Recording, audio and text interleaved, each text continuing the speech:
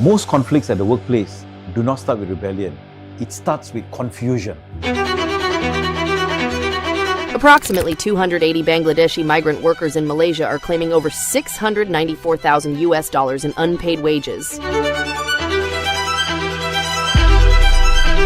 Between January and October, Malaysian authorities issued 4 to 5 million ringgit in fines for labour offences, with 1,654 investigations opened involving forced labour. But all of it is avoidable when you understand the rules and there is clarity. In this masterclass, I'll share with you how to understand Malaysia's Employment Act and its Sabah and Sarawak counterparts, manage disciplinary issues legally and ethically, eliminate labour disputes before they escalate. We will dissect real case studies from wrongful dismissal to wage disputes, from disciplinary hearings to forced resignations. Sometimes people tell me this kind of class is useless. You can Google it or ask around. But ask yourself this: do you want to be firefighting when the damage is already done? Or do you want to live with peace of mind solving issues before they ever reach your desk? Because no matter what your life looks like now, it can be better. Hi, I'm Arul and this is my masterclass.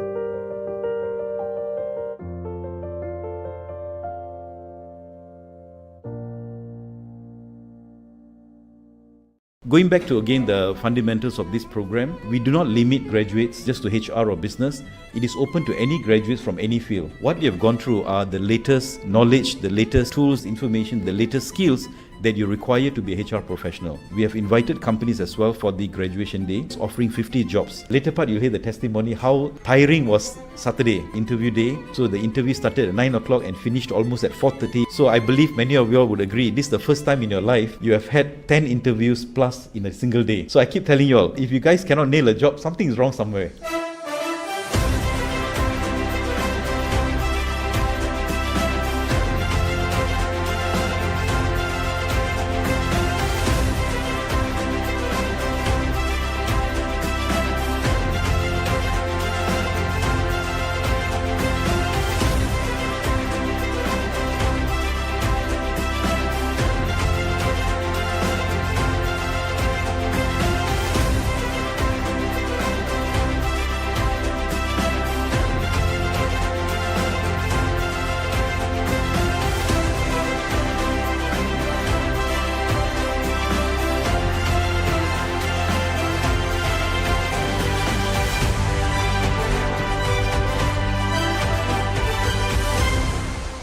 And for me, this Associate HR Professional Certificate has a really big impact on fresh graduates, especially for those who want to explore HR more. Okay, saya mengucapkan tahniah dan syabas kepada Malaysia HR Forum kerana melahirkan dan memberi peluang kepada mahasiswa dan juga kepada semua orang untuk menimba ilmu, termasuk kami as a parents, belajar apa itu dunia HR sebenarnya.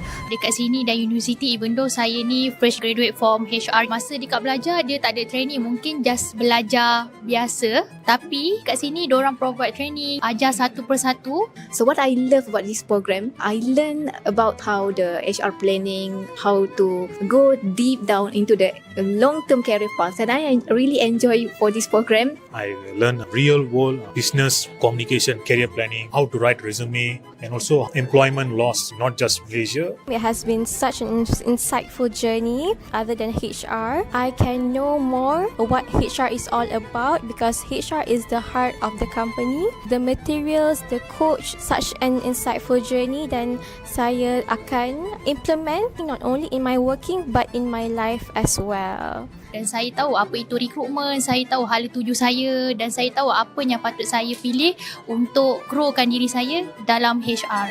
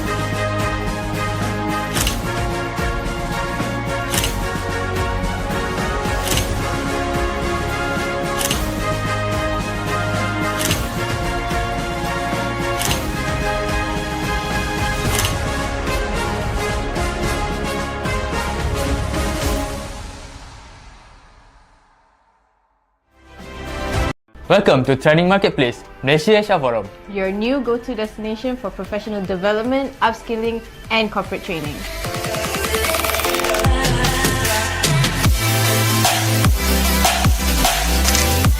At Malaysia HR Forum, we understand that finding the right training that's relevant and trusted can be time-consuming, but we are here for you.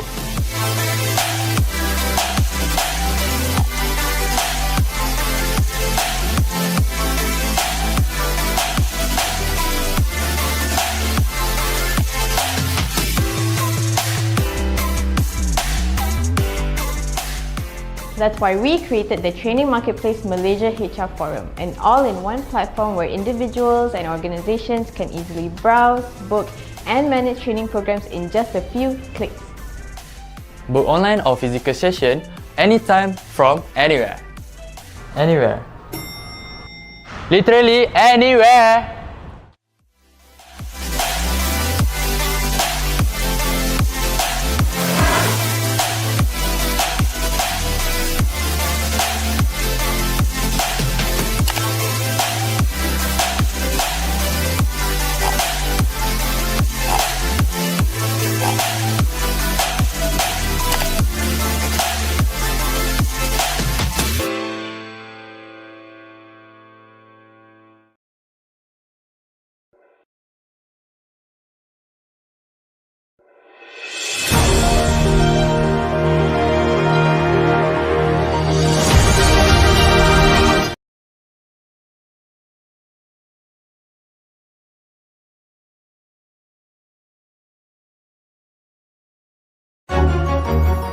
I would like to take this opportunity to thank Malaysia HR Forum for organizing this AHRP program. I'm also very thankful for the chance to meet many wonderful like-minded people here throughout the program. Okay, so I also remember about the advice from the CEO of Malaysia HR Forum, which is Mr. Arulkumar. He always says about AKS, attitude, knowledge and skill. So first job, don't berkira-kira, work hard. The first 10 years of your working life, and what I've said the other day, the first 10 to 15 years of working life, it's all about hard work. So first job, grab what you can first, take it up, build your experience, build your competencies, learn the skills that you don't have today. The time will come when something will tell you that it is time to move on.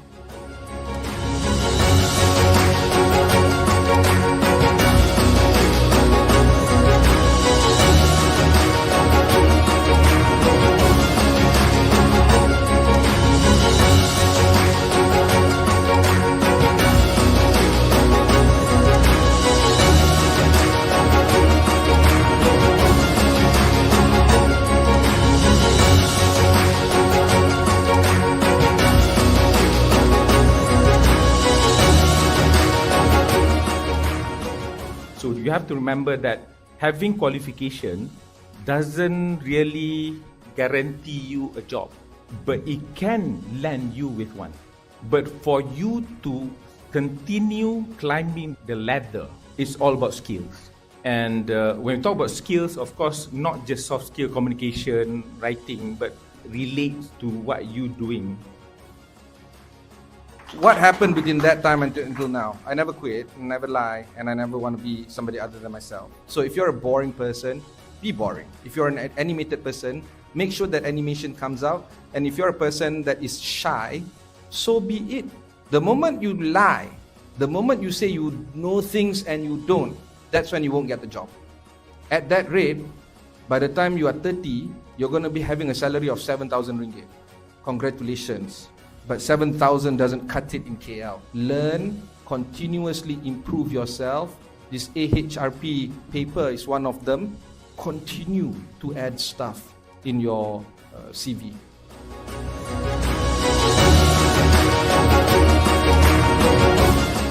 As a HR professional for many years, the AHRP program, the quality of candidate that we see today, they are well equipped with the confidence, the knowledge and skills of HR, what is it to be a HR person, and all of them coming from other background.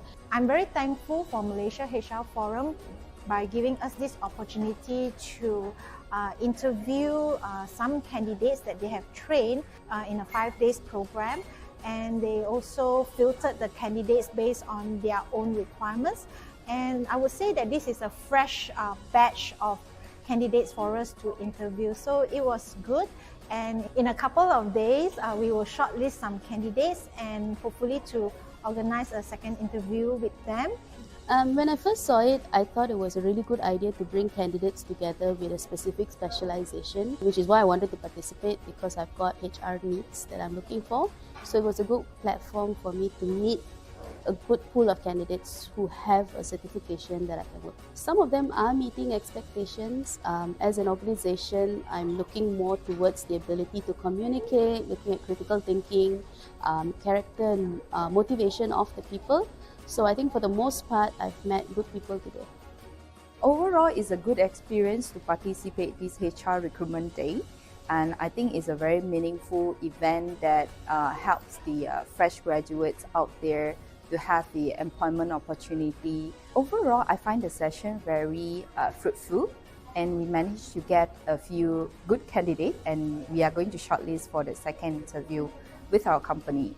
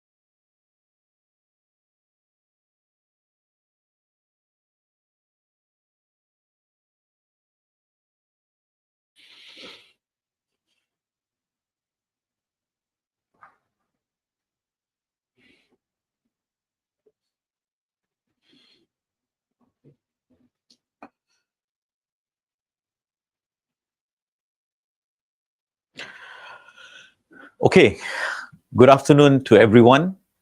I hope you're able to hear me and see me. If you're able to hear me and see me, just give me a thumbs up. So at least I know things are okay technically. Right? Okay, good. Sorry for the delay. We just wanted to make sure that everyone is in. My name is Arul, and thanks a lot for joining us today. And I hope it is not too late to wish you Happy New Year, Happy 2026. New Year has started, new challenging year as well. There's going to be a lot of changes to the business. Malaysian laws, for example, you've got things that is changing on SST, e-invoicing, so many things happening. So I think it's going to be a challenging year, but I'm sure you're prepared mentally, physically, emotionally to swim through year 2026. So today's webinar, it's on designing flexible work arrangement solutions. I think as you all know, the flexi work arrangement, it is now something that is required by the law. In other words, an employee has the right to apply for flexi work arrangement. So I will be sharing with you on the law, what does our Employment Act says, how do you design the practices, how do you design your flexi work arrangement, and some of the do's and don'ts. And at the end of this webinar, I'm going to share with you a couple of HR breakthrough strategies, not everything, but I'll be sharing some breakthrough strategies on how you can make your life easier, how you can make your job more fun, and how to enjoy what you do at work, how to reduce your stress, etc. I'll be sharing it later in the breakthrough strategies. So please stay with me from now till about 5 o'clock to cover this. And I'm sure some of you all do know me, and I've met probably some of you all. But today I've got a new name. Someone in Facebook called me Bongok. And why? Because Chinese New Year is coming. Next month is Chinese New Year. There was a circular issued by the Ministry of Human Resources sometime in year 2024. The circular says that companies cannot force annual leave. This was year 2024. So what I did, I just wanted to bring this up for the attention of the members that, whether it's Chinese New Year or any other leave, if the company wants to shut down, they cannot force employees to take annual leave. You can give them, unrecorded leave, but you cannot force them. So I just brought this circular up just to tell employees that, please take note, because Chinese New Year is coming soon, and, do note that forced leave is not allowed. So there's one member says, Bongok, ini 2026, memo 2024. So I told this person, yes, thank you for giving me a new name. Now, the dates, it doesn't matter, but the message is evergreen. Whether it's year 2026 or year 2027 or whatever years, whether it's 10 years to come, Employment Act says this, case law says this, Labor Department will tell you the same, and the Ministry of HR has issued this circular. If the company wants to shut down for extra number of days during Chinese New Year, for example, if I remember, Chinese New Year in it's on Tuesday and Wednesday. So let's say if the company wants to shut down Monday or Thursday or Friday, etc., you can shut down, but you cannot force the employees to apply annual leave. So that memo, even though it was dated 2024, it applies every year. The message is evergreen. So please read the memo, the circular issued by the Ministry of Human Resources. And yesterday, we have also issued a sample memo in the forum on the Federal Territory Day, which is going to happen on 1st of February. And on the same day, Thaipusam public holiday as well. So how do you manage when 2 holidays falls on a rest day? Do you need to replace just one, or do you need to replace 2, right? And what happens if Sunday, for some organizations, if you are in manufacturing or if you're in F&B, retail, or certain sectors, etc., every different employees have different rest day and off day. So what happens if Sunday is an off day? So first, of course, for most of y'all, Sunday is your rest day. But what if Sunday is off day? So now 2 public holiday falls on Sunday, and if Sunday is the off day, do we need to replace the leave? Do we need to replace 2 leave or 1 leave? Right? So a little bit of technicality there. We have just shared an illustration in the forum on how do you manage it. right? How many leaves should you replace? Should you replace 2 or 1? And when should you replace? So to know more, please go to the Facebook community. I'm sure most of you all are members in Facebook because you're watching me live in Facebook. So please go and watch, go and read that particular thing, right? So that's what Malaysia HR Forum does. As much as we make money from you from our training programs, we also have lots of capacity building initiatives like what I'm doing today. This webinar is free to give you some idea on how to plan, how to map out your flexi work arrangement. What are the things that we need to take note of, etc. Now, so these are my details. I will not go through it. I was just like all of you all, once upon a time working for quite a huge company. In fact, 2 companies. My last 2 employers, huge company, both had 9,000 employees. One was a semiconductor company, one was a glove manufacturer. And you know, when you work in large companies with 9,000 employees, you get to experience all kind of issues, different kind of behaviors, whether it's from operator level to a director level. You know, you get to experience corporate restructuring and so on and so forth. For those of you all, if you're currently working in SME, if you are looking out to move out one fine day, it is good to go and try out, working experience or, working life in an MNC. It gives you a different exposure, different set of issues, a different level, different intensity of challenges. So I would encourage all of you all to join us in Facebook. I mean, I think you are in Facebook as well. But please get all your team members, right? Some of you all, if you are a HOD or if you are a senior exec or if you're a HR manager and you've got a few people in your department reporting to you, get them to join the Facebook community. Why? Because there's so much information that is available for free, right? That you can get, what is happening with the stamping issue, how do we do it, and so on. So when we had a stamp webinar, that was, I think, sometime in July, August last year, we had 1,900 people listening in and, to know what is this stamping all about, right? So these are the kind of things that we do. So join the community, you get templates, policies, documentations, discussions and whatnot. Yesterday, we issued a sample memo for the 1st February 2026 public holiday. We have 2 sample memos. If you observe both holidays, FT, those in KL, FT and Thaipusam, or what if you only observe FT? And in that seminar, what is important, there are some FAQs on public holiday. So whether you are in Sarawak, Sabah, Johor, Penang, if you're not affected by, the 2 public holiday, that FAQ still applies to you.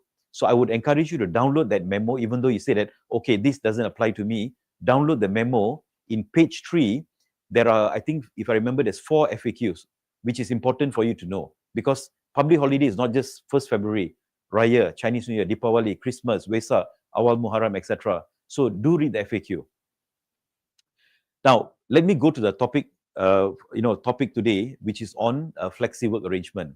Now, before I go into the, the technical part, what is it, etc., we must first note that in Employment Act, Section 60P and Section 60Q, and also in Sarawak and Sabah Labour Ordinance. This particular slide is only for Peninsula, but don't worry about it.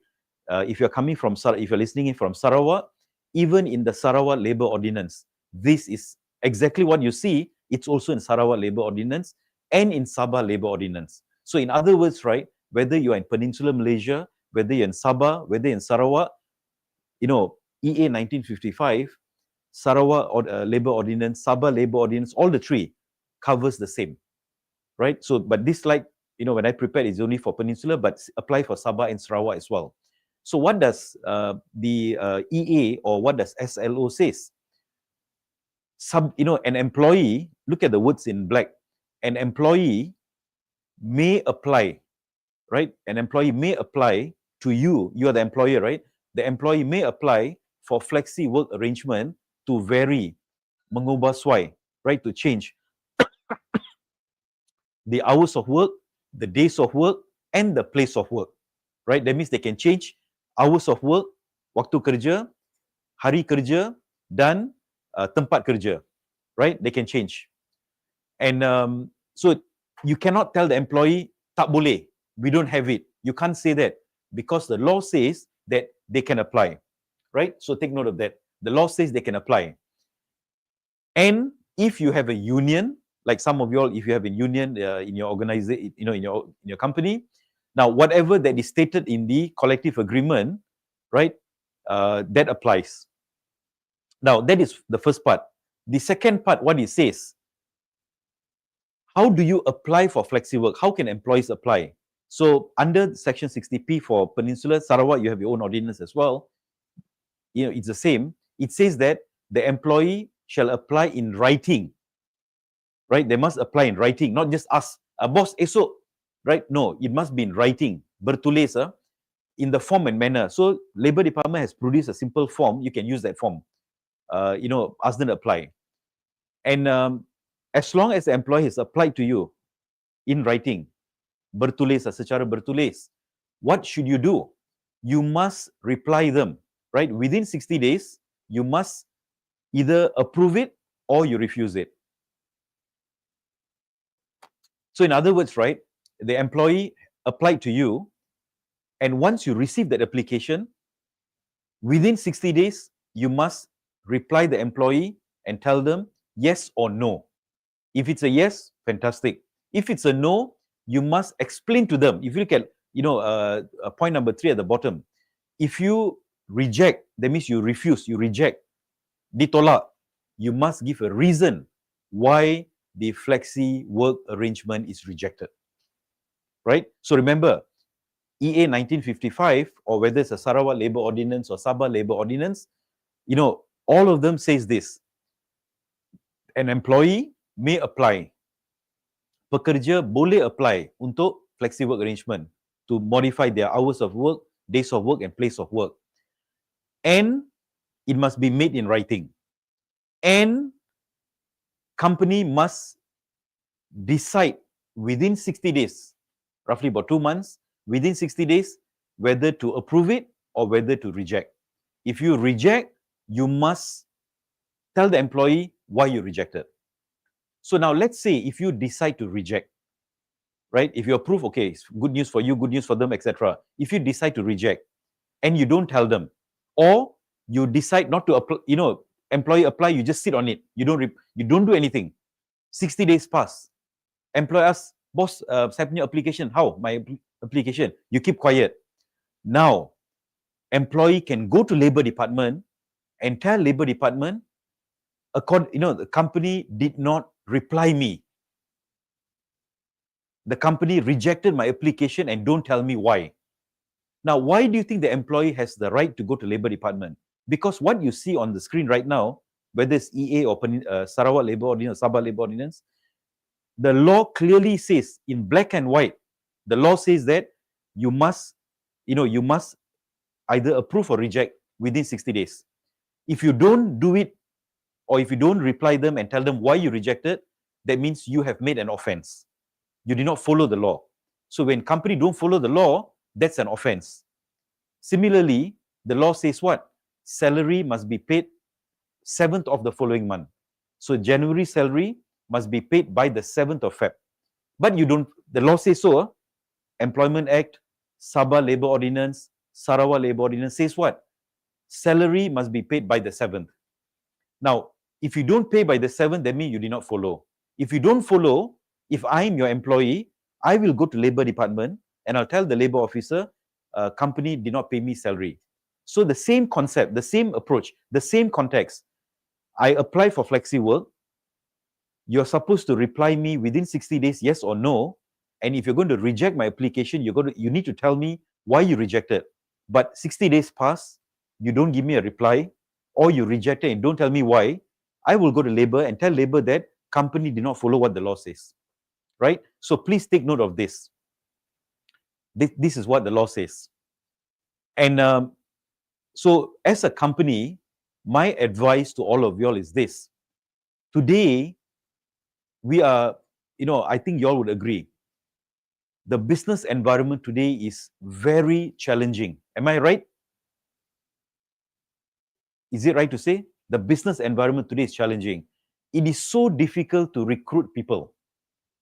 It is so difficult to recruit operators. Now, for those of y'all, if you are, if you've been working for many, let's say 20, 30 years, you would agree with me, to hire an operator 20 years ago is easier than today. Am I right to say that? To hire an engineer 20 years ago is difficult. I mean, I would say that to hire an engineer 20 years ago, it's easier compared to today. Sorry, maybe the other way around. To hire engineers 20 years ago is more difficult. Today is a bit more easier. I'm not saying super easy. But the blue-collar workers is the other way around. To hire blue-collar workers 20 years ago, 30 years ago was much more easier compared to today. Why? Because those days, the options for blue-collar workers are limited. Not much options. There is no gig economy today, those days. There is no Grab. There is no Food Panda. There's no Lala Move. There is no such thing as I can be an influencer. Those days, you either work in a factory, you either work in a service. I'm talking about blue collars. You either work as maybe in a factory, in a cafe, in a shopping mall, right? Or you work in transportation sector, etc. Blue collar, for example. But today, the blue collar workers can decide to drive Grab or do food delivery, or they can be an influencer today, or they could do something else. So the options today are much more better and bigger, and it's more lucrative. If I go and work in, let's say, in a fast food restaurant, how much will I get? Maybe 2005, 2008. Now, if you are based in Kuala Lumpur or PJ or even Penang or in Johor, those larger towns, if you drive Grab, Food Panda for 5 days a week, 8 hours per day, you will probably be earning more than what companies pay as a full-time employee. So why should I come and work for you? So the business environment is getting more difficult. My advice to companies is this. What was successful or what was effective 20 years ago, it is no longer effective today. So if you want to have a more sustainable business, you want to run a company that is more stable, easy to recruit, easier to retain, you need to consider some form of flexibility. Not necessarily work from home. For example, I'm sure many of you all are doing this already. You have flexi work. You can come in early, go back early, come in late, go back late. That's one way of doing it. Some of you all may have a hybrid approach. There are some days you can work at home. There are some days you can work in the office, right? I know of companies, they have got lots of annual leave, right? HR Forum, for example, Fridays we go back at 4:30. And now we have got a KPI, for example, if every day, every month KPI is met, no behavioral issue, no attendance issue, Friday can go back at 4:30, for example, right? Or for example, HR Forum, we also do this every year, December 23rd or December 24th until January 4th, we shut down the company. No need to apply annual leave, we give it to you, free leave, right? So that's, for us, that's a way of our flexi work arrangement, right? So if you really want to maintain a happy workforce, you want to be able to attract people, you want to be able to retain people, right? There are many aspects, your pay, your benefits, all those things, work life, and your, how does the learning and development opportunity. But one of those important aspects is flexibility at work. So even though the law says that, people can apply, but let's put the law aside. As a company, if we want to be seen as a better employer, you should provide some form of flexibility. Okay? So that is very much on what the law says. The law says employee can apply, and you as a company, you must either you must either approve it or you reject within 60 days.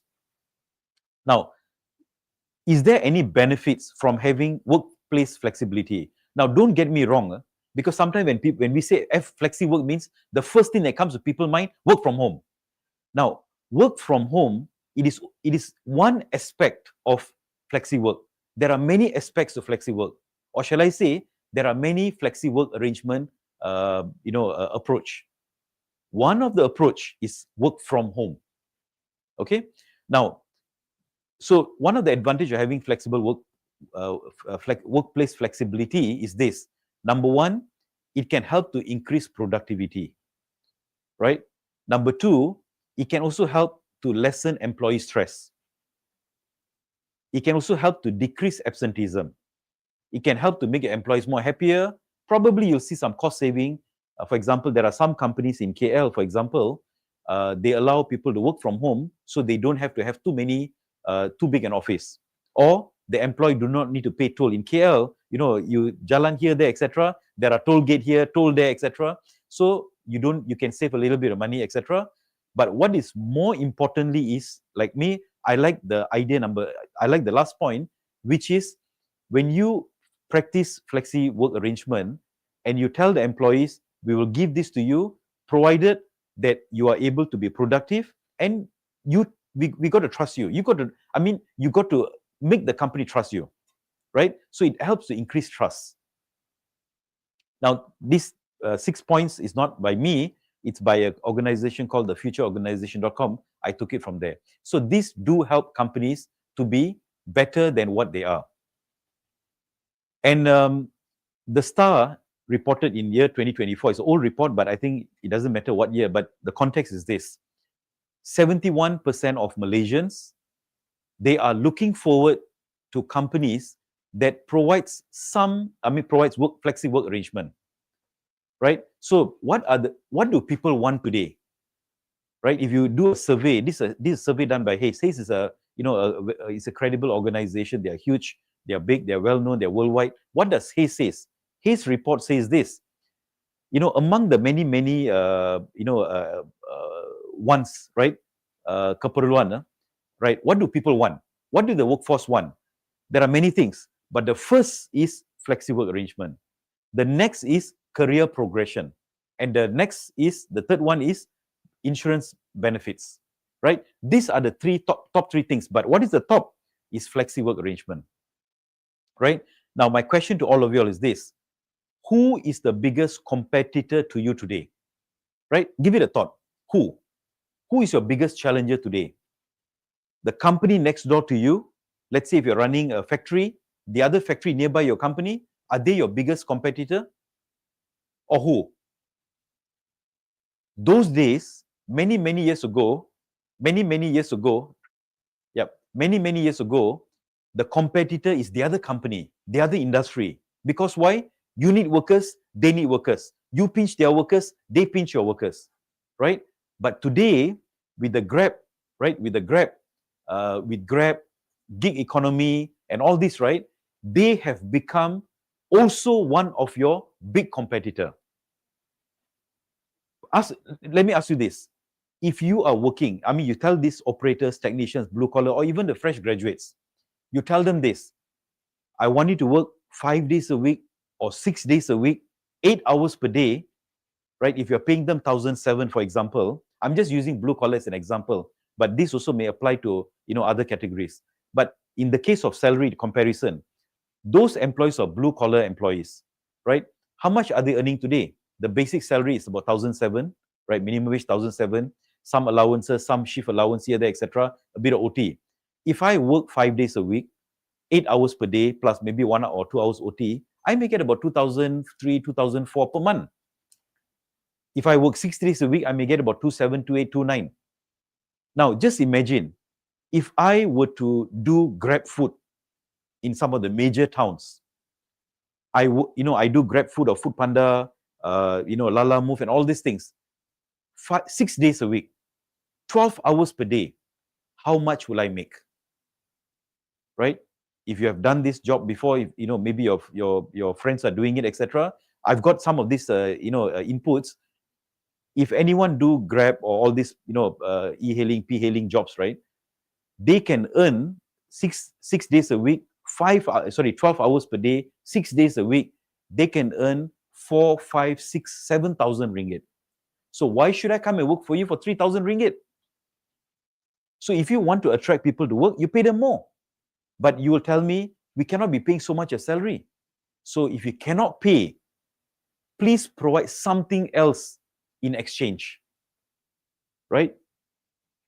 Our pay is only this much, but we also give you some flexibility. We also have career progression. We have got learning and development opportunities. So you must have a good package overall to present to the employees, present to the candidates. Come and join my company because we've got this for you. But if you don't want to behave like that, right? We behave 1945. Okay, we pay you 1,007, OT this much, what do you call this? Allowance this much. That's it. Flexibility, no. Annual leave berapa? 8 hari. Why should I come over for 8 days annual leave? So we must remember this. The practice of giving 8 days annual leave, even though Employment Act says that 8 days, minimum 8 days, you give 8 days. Why should I come work for 8 days? Now, I want to ask all of you all here today. Can you work for a company that gives you 8 days? Would you take up a job that gives you 8 days? You will not. So if you can't, what makes you think that the operator will? You are a human being, they are human being. You got commitment, they got commitment as well. So this practice of giving minimum 8 days is a very outdated practice. Let me give you an idea what you can do. This is one of the breakthrough. I'm supposed to share this later. I'm going to share with you now. What is it you can do? Don't blindly give employees extra annual leave. Now, anyone here, for those employees who are working more than 5 years, what is the number of annual leave? How much annual leave do you give them? Can somebody reply me? What is the max you give for those employees more than 5 years? How much do you give? I'm going to check the chat as well. How much do you give? Anyone? You can text here. For those employees who are more than, I'm going to give you a breakthrough idea. You bring this idea to your boss will love you so much. But before that, I want to know from you first. Don't worry, Chek Su, how to convince? I'm going to tell you now. What is the number of annual leave that you give for people working more than 5 years? Okay, 20 days. I see 20 days, etc. 22 days. Anyone else? 25? Okay, let me tell you this. When you give, the law says 8, 12, 16, right? If you look at EA, SLO, Sabah and Sarawak, it says 8, 12, 16. Now, when you give 22 days, some company give 24 days, etc. Now, remember this. The A and B performers, those who work hard, they enjoy it, good. But the C and D also enjoying it. Why should the C and D enjoy extra annual leave? So remember this. 70% of your headache, right? Those of you who come to masterclass, I will always explain to you this. 70% of your headache comes from the C and D performers, not the A and B guys, the C and D performers. Am I right?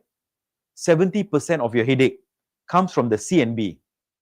Those people who are C performer, D performer, they give you headache. 70% of your disciplinary issues, not coming to work, coming late to work, which group? Again, the C and D. Is it a fair statement that I'm making? Am I making a fair statement? 70% of HR headache, 70% of attendance issue, absenteeism issue, disciplinary issues comes from the C and D group. Is it a fair statement? Can somebody tell me yes, no? Am I making a fair statement? 70% of your headache, of your disciplinary issues comes from the C and D group. Is it right to say it? Okay. So why are you giving them extra annual leave? You tell me this problem is headache, but on the other hand, you are giving them extra annual leave. Right? So now, you want to change this, not going to be easy because you're already giving it. But what you can do, you tell the employees this. If you have a chance to change this policy, if you can, or if you plan to give more, don't blindly give it out. You tie this to performance. Your benefits can also be based on performance. If you're an A performer 2026, we will give you extra 5 days of annual leave for 2027. 2028, we'll see 2027's performance. So if you're a B performer, you get extra 3 days for 2027. If 2027 you get A, 2028 you get extra 5 days. Right? A bit of extra work, but look at the benefits of it. C and D, Encik, minta maaf, sorry. Since your performance C and D, you get minimum what the Employment Act says. Now you can do that. So indirectly now, without you using a rotan or sending memo letters, etc., you indirectly get people to improve their performance. Right? That, for me, that can be one way of promoting flexibility. Now, I want to promote flexibility for those people who are A and B. Why should I promote flexibility for those people who are C and D? Think about it, right? So this is what I call as one of the strategies that companies are not aware of. They are blind. They just give 18 days to everybody. What for? Why should a C and D enjoy it? A and B, you have worked hard. I'm sure many of you listening today, you are the good ones. You work hard. You got an A, you got a B in your performance rating. For you, I'm going to give you extra leave because you have earned it. You have given, I trust you. But the C and D, why should we give it to them? So now, I'm going to give you this advice. If you have a chance to review your leave, of course, you can't reduce it now if you've already given it to them. But if you're going to increase your leave, don't increase it just like that. Put a condition. The extra leave is given based on your annual review. If your annual review is A, you get 5 days next year. Annual review B, you get 3 days next year. Now, I'm going to share with you another breakthrough, right? I'm going to jump a little bit. I'm a bit excited when it comes to breakthrough. Now, same goes to MCs. All of y'all, I'm sure most companies, right? They control, they manage, your medical leave. Like how, I use this term, like how FBI, CIA, all this American intelligence agency, so tight. But despite your FBI level control mechanism, the C and D guys, how many days they use? Probably 10 days, 14 days. They guna pakai semua, betul tak? Your C and D. Am I right to say it? The C and D guys will use all your leaves. Right. Am I right? Maybe if I can hear, okay, few says yes.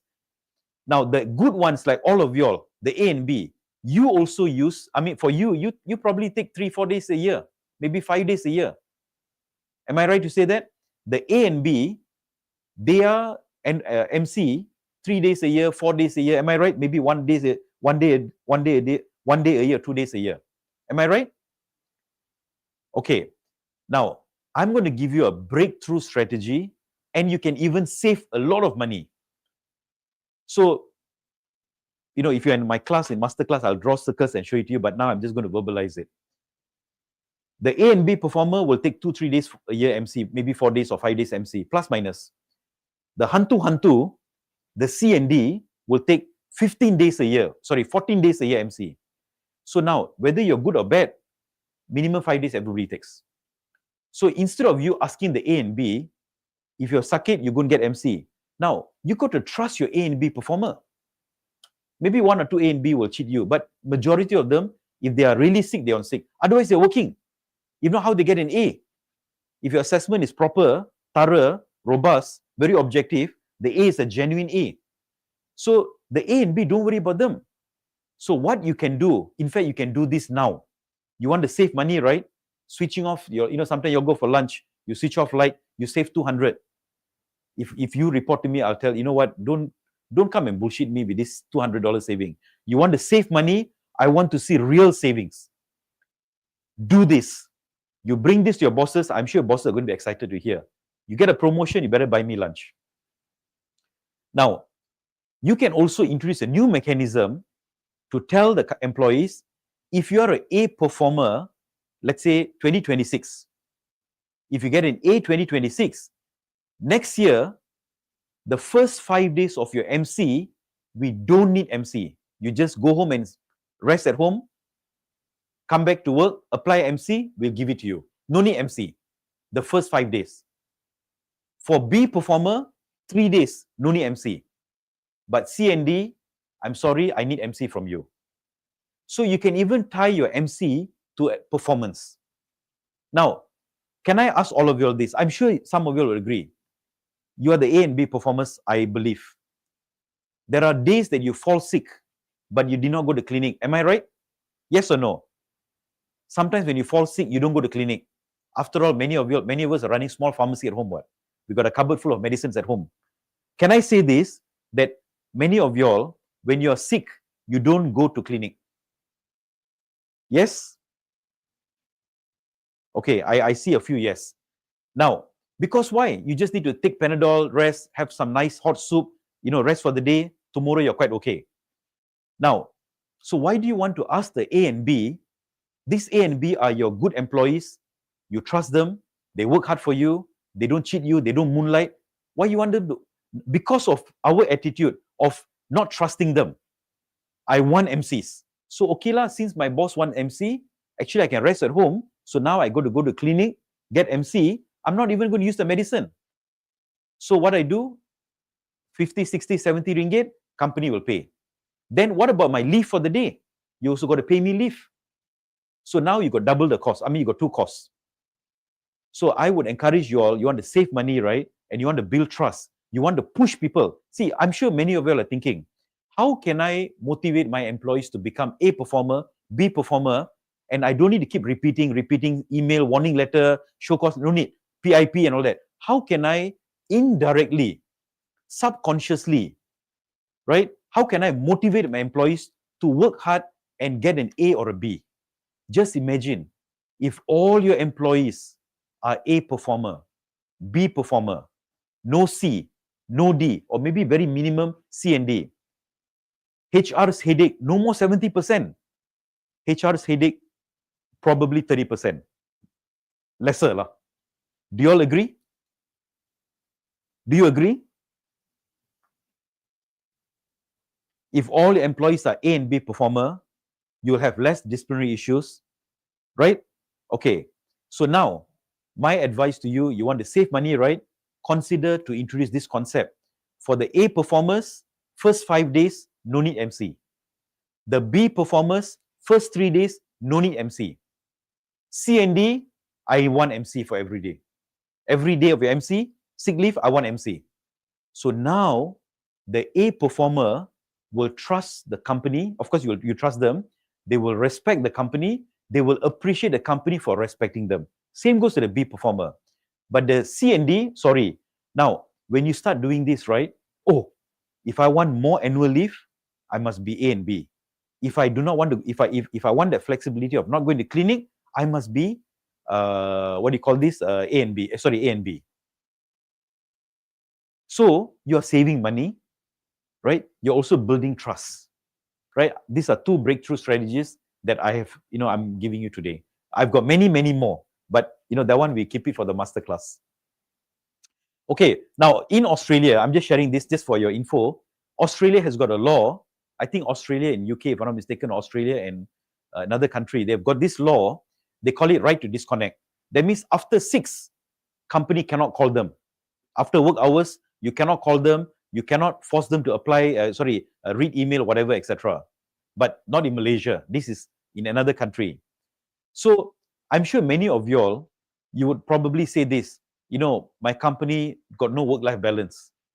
Or people may ask you when you do interview, they'll ask you, is there any work-life balance practice in this company? Now, my question to all of you is this, what exactly is work-life balance? Apa itu work-life balance? I come to work 9 o'clock, I go back at 6 o'clock, that is called work-life balance? No. Work-life balance means what? You come to work 9 o'clock, you go back at 6 o'clock, right, or whatever your work hours is, complete your work as what is expected, at the right quality, and don't give your boss the opportunity to call you after work. That's called work-life balance, right? What is the point of coming to work 9 o'clock, going back 6 o'clock, but work not done? Or coming to work 9 o'clock, going back 6 o'clock, work done, you say, yeah, boss, I finished my work, but the quality is out. Got mistakes, got error. What's the point? So work-life balance means what? You come to work on time, you go back on time, complete your job as what you're supposed to do, no mistakes, no errors, good quality of work, and don't give the boss an opportunity to call you. That is called work-life balance. So get the right concept of work-life balance. Sometimes don't listen to all this mat-saleh, work-life balance, work-life integration, all this, right? Run your business. No, if the business don't run, there's no salary, no wages, no employment, right? Employees, when they come to you for day one, when they come for interview, they'll tell you, yes, I can do this, I can do this, I can do this. But later part, then they start saying that, why should I why should I work hard? Why should I? No, there's a commitment, right? You and I, we've got into a commitment. We've promised each other. I promise that I'm going to do this job as per the JD, as per the KPI, I'm going to do it. And your promise is you got to pay me. So it's an agreement. It's contractual. So we got to get the right concept of what is work-life balance. Now, all of you all know that before the EA was amended, and in recent weeks, in recent months, Sarawak Labour Ordinance was also amended. Before this, work hours was 48. Now work hours is 45. So there's a 3-hour reduction. And this 3-hour reduction, for those employees who are under the OT category, the labor cost increase is about 6%. Could be more in some cases. So that's why it is important to have a productive workforce rather than calculating what time you come in, what time you got. Be productive. Now, let me tell all of you all this. Why are you all so conscious about extra annual leave? Every year, December, hey, you all must apply leave, etc. And, Chinese New Year must take, 2-3 days. We're so calculative. Now, do you all know this or not? We work roughly about 250 days a year. Roughly 250 days a year. The productive hours, in fact, all of y'all, the so-called A and B performers, your productive hours at work probably is about 5 to 6 hours a day. Even though you are there physically 8 hours, you're in the office 8 hours, I can see you, batang hidung 8 hours, but the actual work output, probably 6 hours. That is quite high already. But let's say 7 hours. So 1 hour is wasted every day. Every day, 1 hour is wasted. Chit-chatting, not doing work, replying private email, going toilet, coming back, etc. Or some of you all, could be smoking here and there. 1 hour is wasted every day. Now, in a year, we have wasted 250 hours. If you calculate that in number of days, you divide 8, roughly, you get about, 25 days or 30 days a year, right? Roughly 30 days a year. 30 days a year is wasted. But we calculate 2-3 days annual leave. Chinese New Year, better take, the 2 days you better take, but 30 days we throw down the drain. So we prioritize the 2-3 days here and there, but we let go, we throw down the drain the 30 days. Wow, 30 days is, you're trying to say that these 2-3 days is more than 30 days. So you know why? Because the company bosses, HR, they have, lost in the wonderland. Because their focus has gone elsewhere. So my advice to all of you all is this. You can provide flexibility, but you got to insist, you got to demand discipline and performance. Write this down. Give people that flexibility. What flexibility you decide? I'm going to share in a short while many types of flexibility. Give them the flexibility, but high discipline, high productivity, high performance. Don't worry about flexibility. Today, what happens is productivity so-so, discipline so-so, performance so-so, but because of that, we say, oh, cannot, tak boleh. Flexible, tak boleh, cannot. Short hours of work, cannot. Why? Because lack of discipline, lack of performance, lack of productivity. You fix these 3, flexibility, no problem. So just imagine, do you know Netflix? Go and read up on Netflix. I do not know whether they're still doing it today, but is Netflix a lousy company, not doing well, losing money? No, they're profitable. They're profitable. In fact, they're going to buy Warner Brothers for don't know how many billions of dollars. Netflix have this concept called unlimited annual leave. So how is Netflix able to give employees unlimited annual leave? In Penang, there's a company called Lumileds in Penang. I also heard that they also have this concept called unlimited annual leave. How is that so? Can the employee take annual leave every day? No. If you're able to finish your KPI at the right quality, not just finish KPI, I can complete my job. Whatever my boss wants me to do, I'm able to get it done on time with the right quality. Some of these people can even do more. The boss will say, can you complete 5 assignments? They said, no, boss, they can do 7 assignments and they complete on time. Let me ask all of you all this. I'm just going to give you an example. And I want to hear some inputs. If an employee did not come to work yesterday, right, they didn't come to work one day, typically you're going to call them to HR office. HR, you're going to tell them, okay, kenapa tak datang, why? Then you give a show cause letter, then you give them 2-3 days, then ask them to come back and so on. Now, this process takes how long? End to end. How long does this process take? From the time you issue a show cause letter until you issue a warning letter. How long does it take in your company? Anyone? Anyone? How long does it take? From the time you issue the warning letter, show cause letter, until you complete the process by issuing a warning letter. How long does it take? 1 day, 1 week, 1 month? Anyone? How long does it take? I'm going to tell you how, I'm going to give you another breakthrough idea. But I want to hear first. Okay, Rachel takes 30 minutes. Anyone else? How long does it take for you to complete the process? Show cause letter, reply, warning letter. 3 to 5 days. Now, why is Rachel, if you see the comments in your comment box, right? Some people take 2 weeks. Now, I'm so sorry for those of you all taking 2 weeks, 1 week, etc. I'm so sorry. You guys are wasting a lot of time. Right? Why is Rachel able to do it within 30 minutes? I can do 30 minutes as well. Why you take 2 weeks? So I'm very productive.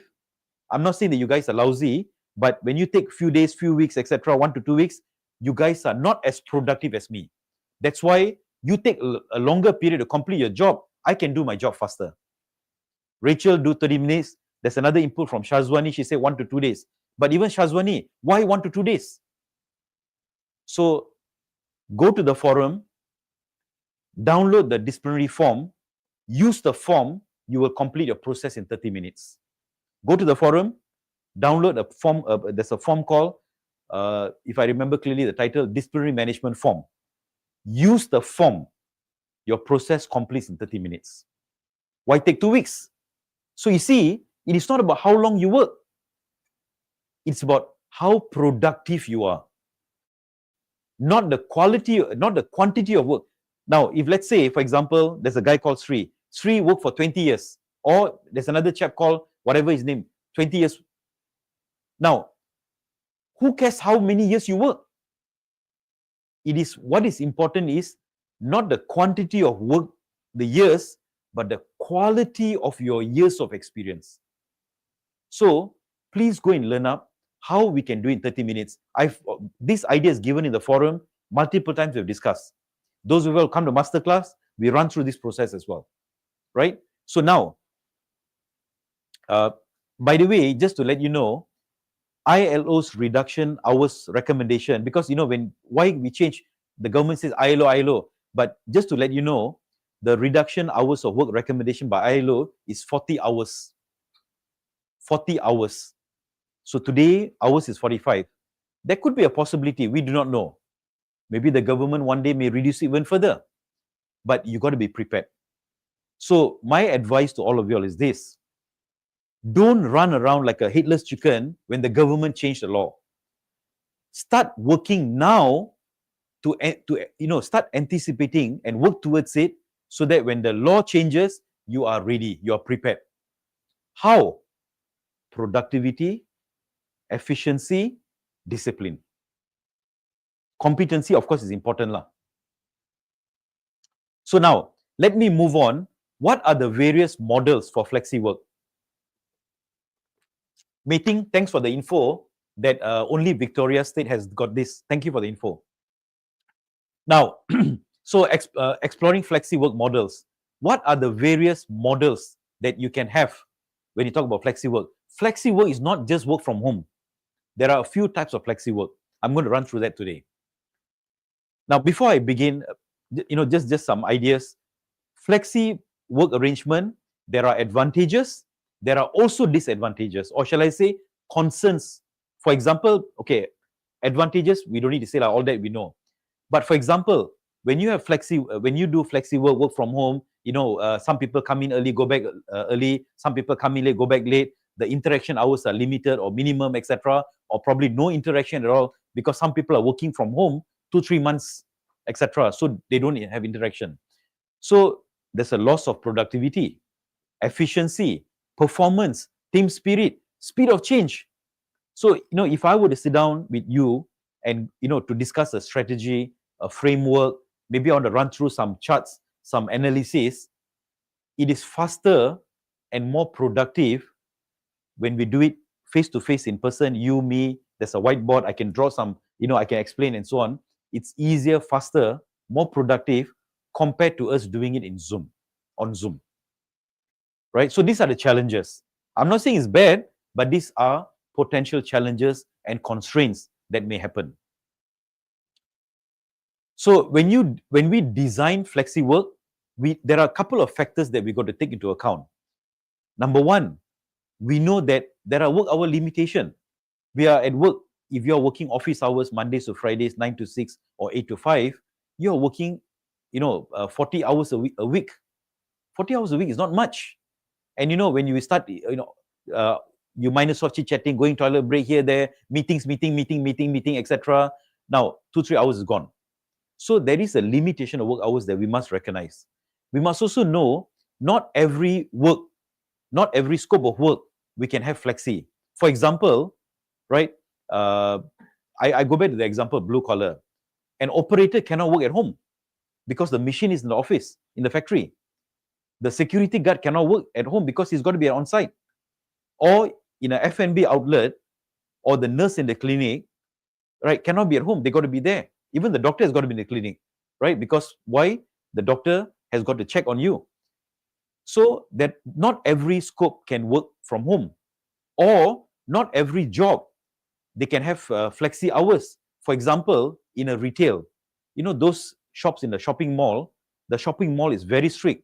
10 o'clock, your shop must be open. That's why when you go to the shopping mall, 10 o'clock, everybody's open, right? Because you cannot allow to be shut. Even during public holiday, except for, I think, Chinese New Year, Raya, some shops, all the shops are open. But Chinese New Year, public holiday, they do allow some exception. Why? Because in a mall, you got to open at 10. The customers come in at 10. So there are constraints, right, based on type of work or type of industry, for example. We also got to be we got to look at practicality as well. Effect on others. Now, point number 4 is very important. There's an argument out there. When we talk about company success, we said we are a family. I don't know why we use the word family, but people say we are family. We are a team. We are brothers and sisters. But you want to work from home, but the operator cannot work from home.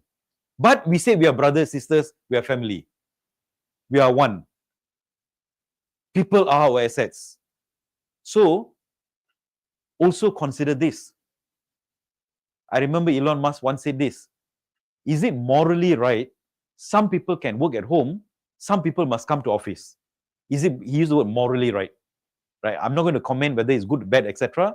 But what is the effect on others? Now, if the employee is a C performer or D performer, what flexi work are we talking about? In the office, you cannot work. You want to work from home? Right? There is a policy I'm going to share in a short while. In that policy, the draft policy that we have done, we have specifically mentioned if you're a C performer, you're a D performer, no flexi work for you. Sorry.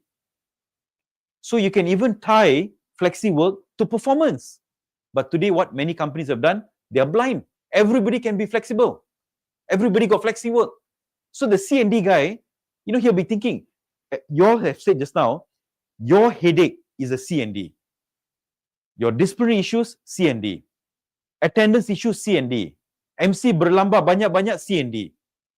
So the C and D guys give you work and you give them flexibility. So how to adjust the situation?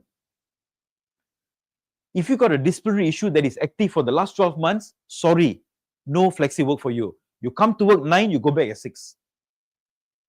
So you have to make it difficult for the poor performer so that they push themselves to become a performer, and many others, right? So these are some factors to consider when you design what kind of flexi work, how the mechanics of it. Take this into account. Take this into consideration. Now, what are the type of flexi work that's available? What we all are very familiar with, hybrid work. Some days you can work from home, some days you can work from office, hybrid. Or you all have this work from home, can be full-time. Some organization full-time work from home, or they got this, once a week, twice a week, etc. arrangement, right? So it's not permanent work from home or not permanent work from office. They do have some, flexibility. It can be partial and whatnot. Then there are what is also quite widely practiced out there, flexi hours. You come in early, you go back early. You come in late, you go back late. Now, condensed or compressed work week, I'll share that in a while, how it works. So I'll skip this for now. I got a diagram to show you. Now, part-time work. Do you know there's a law? I'll leave my PC battery. There's a law that says that part-time work, right? Part-time work,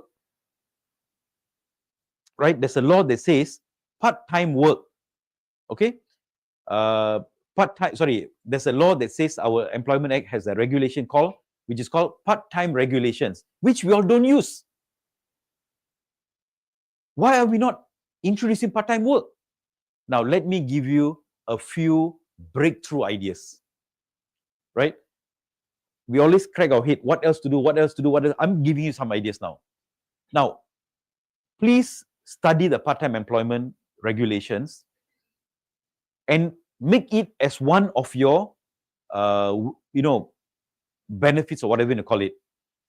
But it does not mean that people apply, you must give. Those people who are going to approach retirement, sometimes those people who are approaching retirement, you don't need 100% of them. Every employee who's going to retire, right? There are certain jobs that only they can do. There are certain jobs you can get other people to do. So what you can do, those people who are approaching retirement and you don't need them 100%, you can make it, have a policy says that anybody can apply. So those who are retiring, right? Let's say, for example, Sam is retiring. Sam, you're approaching retirement in a year or two. We have got part-time employment work arrangement. You can apply for it. So how it happens? Every Monday, Tuesday, you come to work Monday, Tuesday, and Monday to Friday, half. Right? You come only half day. Monday to Friday, of course, salary also kita kurangkan lah. Cannot be pay you full salary come half day, right? John may say, hey, this is fantastic. I can still work. I can also rest. And many of these retirees, the kids have grown up. They've paid off their house. No more. They don't have any financial commitment. They want to come to work because they want to keep themselves occupied. They may say, yeah, you know what? I like this. So you also no need, sometimes we say, these people are this uncle, auntie, not working 100% and whatnot. Why not offer them part-time? Female employees who are pregnant, they deliver, and sometimes they may say, you know what, I don't want to work anymore. Tell them, why not apply part-time? So you just come Monday to Friday, half day, or maybe come 3 days a week. The other 2 days, no need to come. No pay, of course, part-time. Right? Or those people, if you have somebody, let's say, for example, and this one, has been done by some companies out there, those employees who are having kidney failure, they got to go to dialysis, 3 days a week. Usually they go in the afternoon because after dialysis, they cannot work. So they go in the afternoon, let's say Monday, Wednesday, Friday. Now, they are full-time employees, but it is so difficult to manage their leave because MC only how many days a year, right? They can't be taking hospitalization leave. Even MC, I'm not sure whether they go to dialysis, they get an MC. And then apply unpaid leave, annual leave, and then complicate the whole process. And HR pening kepala because, you got to manage how this cut. Why not you do this? You tell them, why not you apply part-time?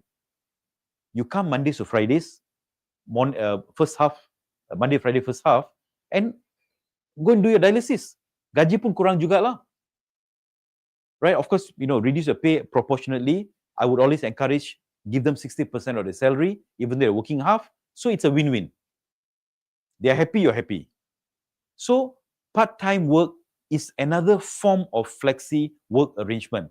I'm sure many of you are hearing this for the first time, right? Please consider doing this. Even those people who retire, you don't need 100% of them. Some retiree, you just need half of them. So you can even hire the retiree on a part-time work. They just come Monday to Friday. Let's say, I'm just giving an example of Monday to Friday, the first half, right? Okay, these are some common ones except for 4 and 5. Then you've got remote work where they work from another location. Now, remote work and hybrid work for me is not the same. Remote work means you have a programmer who's based in India. The other concept of flexi is you take one person's job, you hire 2 part-timers to do it, which may not be very popular, right? And many others. So today, I'm only going to discuss the first 5. You know, those common ones that can be done. So I'm not going to go through the details because it's quite lengthy. I want to focus on Q&A later. You'll get these slides. We will share these slides in Facebook. You can go and download the slides later, and you can read it later. Read it yourself. So hybrid work, we all are very familiar. We are very familiar with work from home, whether it's full-time or full or part. Flexi hours, we are quite familiar as well. You come in early, you go back early. For example, you come in at 7:30, you go back 4:30, or you come in at 9 o'clock, you go back 6 o'clock. But when you have flexi hours, right, it is always good, right? It is always good to define your core hours so that you have got certain hours a day where people are able to meet, interact, have meetings and discussions. So, for example, a common fixed hours is 9 to 6. What you allow employees to come in at 7:30 and go back at 9:30. Sorry, they can come in as early as 7:30, or you can come in not later than 9:30. So that means people are able to start work between, for example, 7:30 to 9:30. And those people who come in at 7:30, they finish work at 4:30. Those people come in 9:30, for example, finish work 6:30. Right, flexi. Then you've got a lunch window. So 1 hour lunch between 12 to 2. So within these 2 hours, you go for 1 hour break. Not 2 hour lunch break, 1 hour break. Right? So the yellow bar that you see, these are the morning core hours. So during these 2 hours, nobody in out, everybody's in the office. And during afternoon, between 2 to 4:30, everybody's in the office. We call it core hours. Morning core hours, afternoon core hours. So this is how you structure your flexi work. Now, if you keep it too flexible, then my take is this: your teamwork, your team spirit, any projects or any activities or any work processes that requires, few people, few teams to do it, you may not get the best results. Why? Because people are all working in different time zones, for example. So if you're going to introduce flexi hours, please consider to fix the morning core hours and the afternoon core hours. So if I'm going to arrange meeting, I will arrange meeting if the company is, have this flexi work, I can only arrange meeting during the core hours. Okay? Now, for the blue collar workers, my advice to all of you all today, this idea of 6 days of work is not going to work. Now, if your company works 6 days a week and you ask the employees to come 6 days a week, I'm sure many of you all, you also don't want to work 6 days a week. Who wants to work 6 days a week? The reason why companies are not able to attract the blue collar workers, not able to retain them, because we require them to work 6 days a week. I can do Grab for 5 days a week, earn more money than 6 days a week. So why should I come and work for you for 6 days a week when I can do Grab for 5 days a week, earn more? Companies, who the hell do you think you are? Are you paying me $10,000 a month? No. I'd rather do Grab or all this e-hailing, P-hailing, earn more money than working for you for 6 days a week. You keep your job. Thank you so much. I'd rather do this. So if you want to attract blue collar workers, you want to retain blue collar workers, please consider reducing their hours of work. I am a proponent. That means I encourage companies, if you're running, let's say for example, in this shift model, this is an example. If you're running a 24/7 business, That means your business never closed, like factories and certain industries. They don't shut down. Or if your company need to operate 7 days a week, for example, a shopping mall, 7 days a week got to operate. What can you do? You can introduce a 4-2 shift pattern. You work 4 days, you rest 2 days. You work 4 days, you rest 2 days. That means in a block of 7 days, right? A week is 7 days, right? EA defined a week as 7 continuous days. So in 7 days, you work 4 days, you rest 2 days, you come back to work for the next block. So in a week, you're still working 5 days. Let me tell you this. If your business requires 12 hours work, okay, fine. Sometimes 12 hours, we can't avoid it. If your business requires 12 hours work, please consider shortening the number of days in a month. But if you you want them to work 12 hours a day, 6 days a week, trust me, you are going to have difficulty to hire people and retain people. And this is what is happening.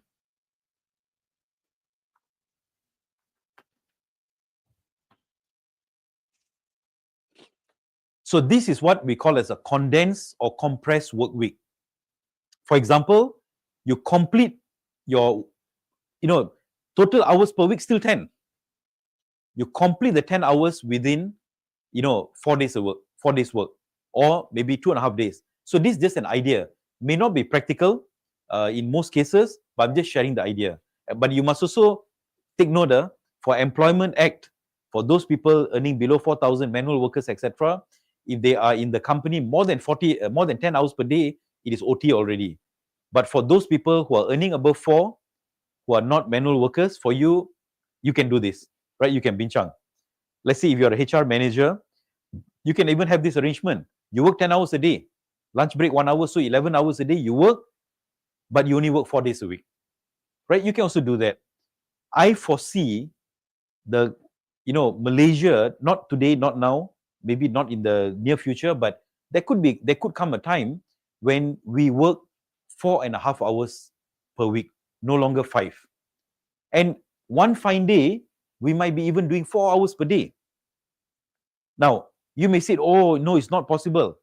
If all your employees, let me ask you all this. If all your employees are high performers, no disciplinary issues, or shall I say minimum disciplinary issues, high performers, no MC annually, here, there, etc., emergency, all these don't have. Your job can be done within 4 days, or maybe 4.5 days. Fridays can go back early, right? You can only do this if you are able to have a workforce that is highly disciplined, high performance, competency is high. You make sure they are competent, right?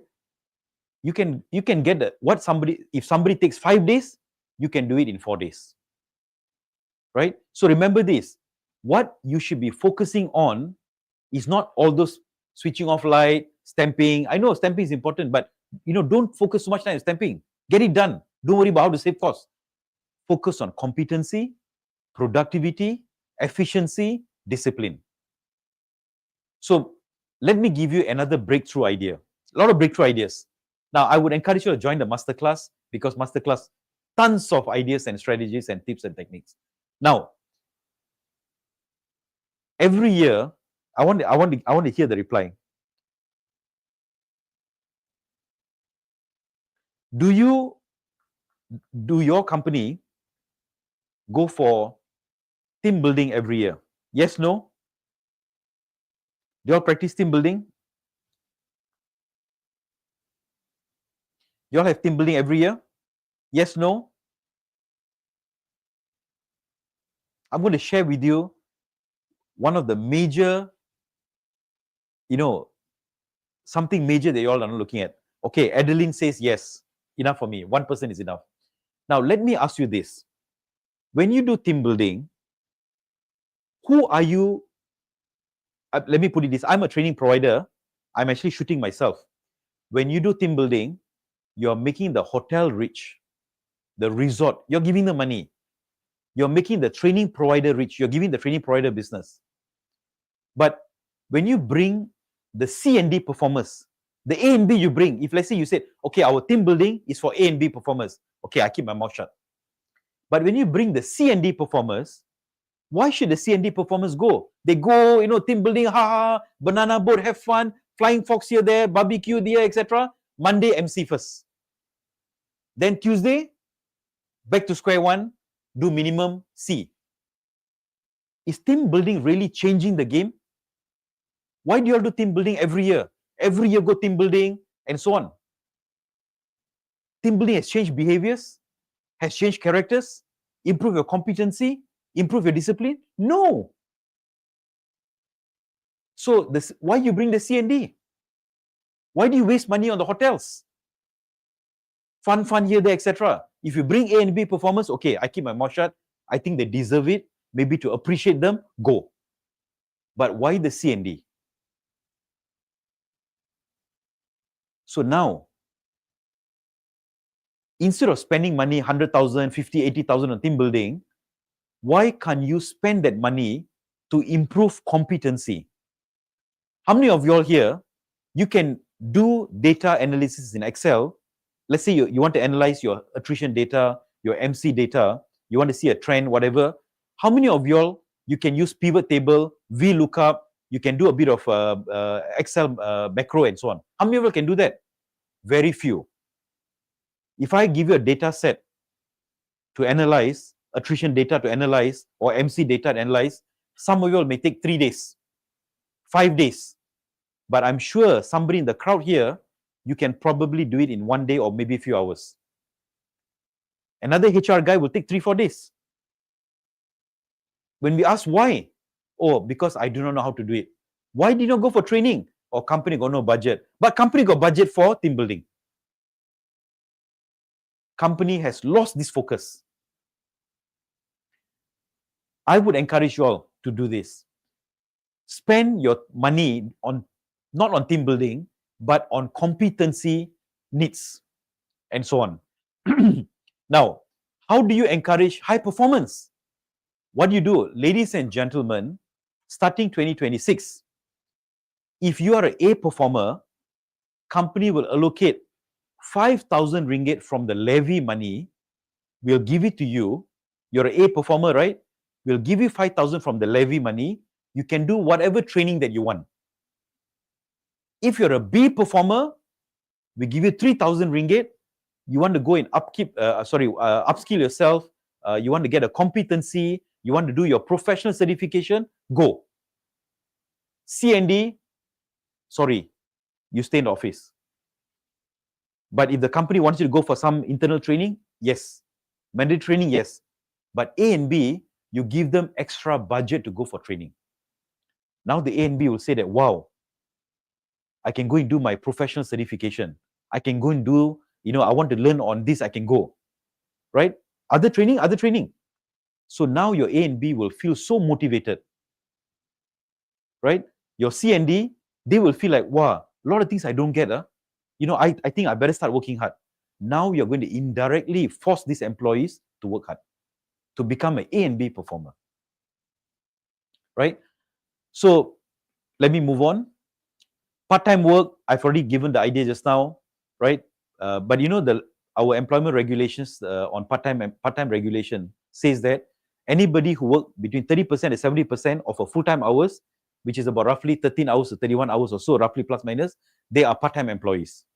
Anybody more than 70%, like all of y'all, you are full-time employee. Anybody less than 30%, they are called casual employees. They are not covered under Employment Act. Right? So part-time, they are under Employment Act. Sometimes there are people who use the word part-time for casual workers. So remember this, there are 3 categories. Casual workers, that is below 30% of a full-time hours. Then you got a part-time category and full-time. So part-time and full-time are employees. EPF must be paid. SOCSO must be paid. Annual leave must be given. Of course, it will be less for part-timers. MC got to be paid, and so on and so forth. Casual workers, no.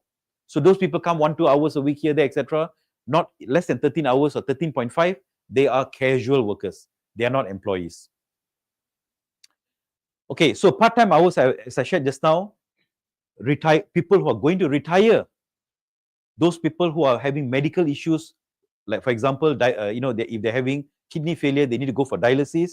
Those people after pregnancy, you don't want to lose them, offer them part-time employment. Or those people, they're going to, after retirement, you still need them, but you don't need 100%, consider part-time. So these are some models. Now, let me share with you some important aspects that I believe you may have overlooked, right?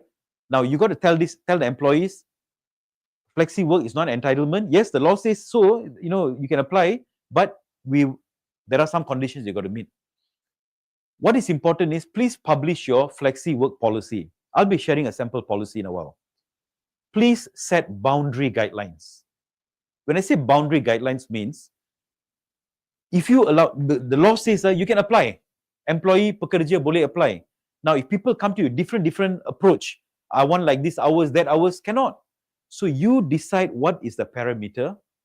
You tell the employees, you can apply, but within the parameter, within this boundary, right?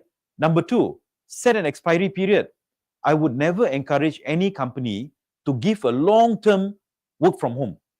Just recently, about 2-3 months ago, somebody in the forum asked this. An employee apply for a few months work from home. The company gave. After 1 week, the employee not replying emails on time, not answering calls on time.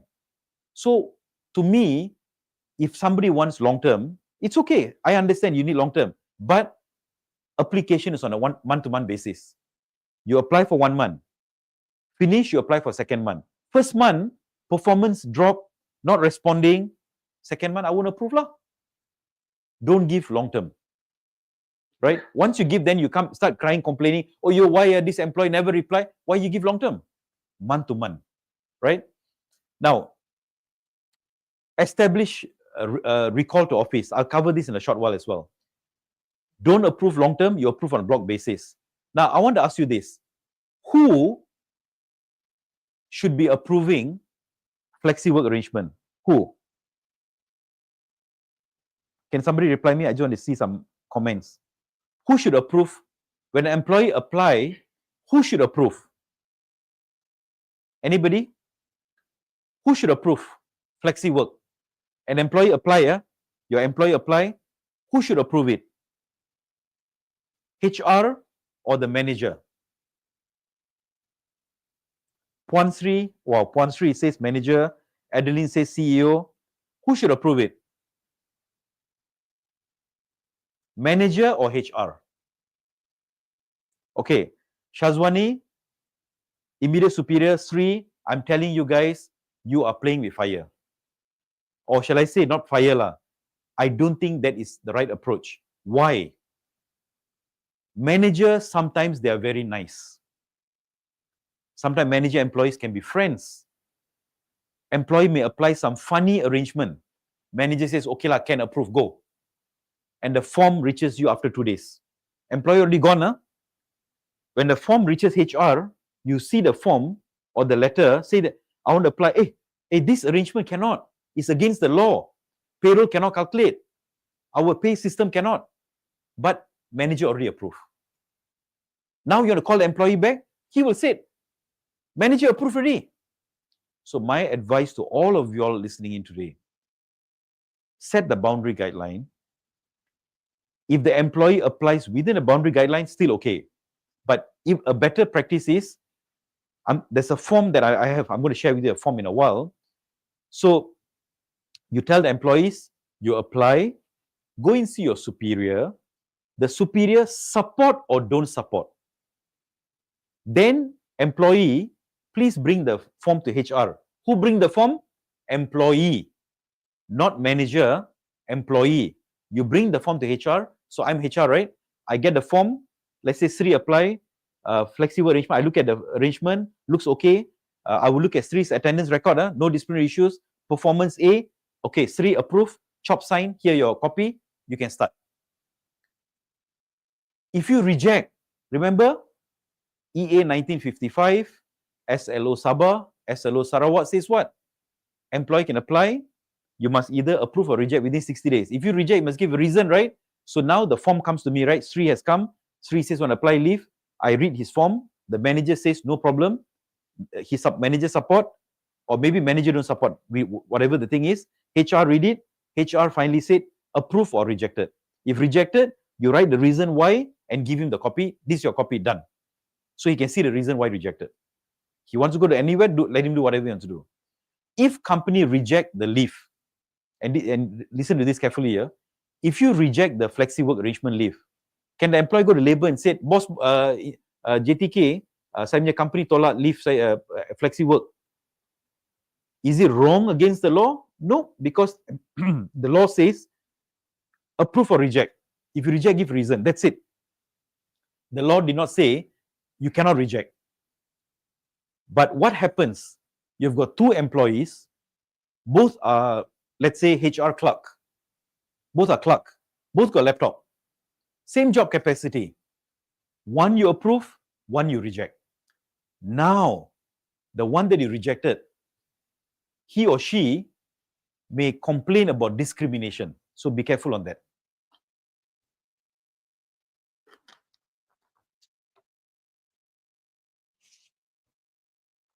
So this is a simple table, how how to design your flexi work arrangement.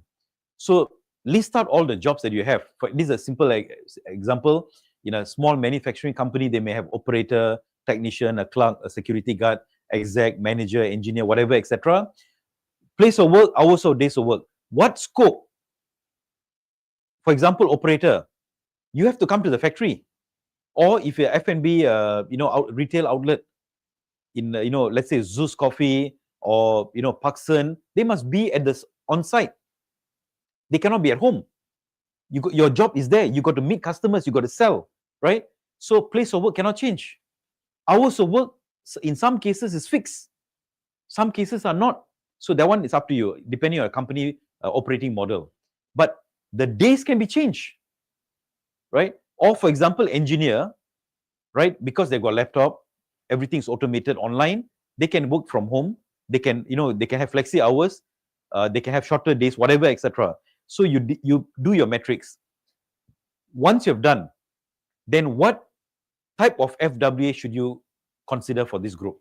So this is what I call as you do your analysis, evaluate this, compare and do your research against your operating model, and you decide a boundary guideline. So operator, you can apply for a shorter work week with these conditions or with this criteria.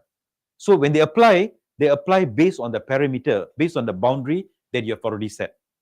So remember this HR. I don't like HR to crack their head every time people come. Then you start doing PhD research.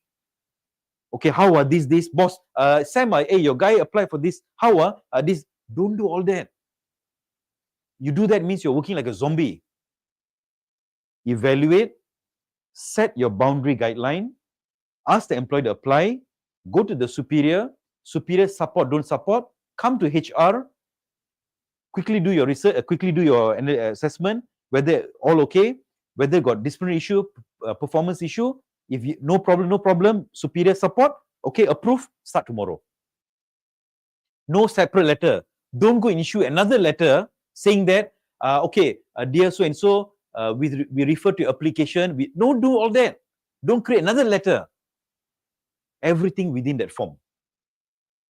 Okay, so now, next question. Should you consider those people with disciplinary issues, performance issues?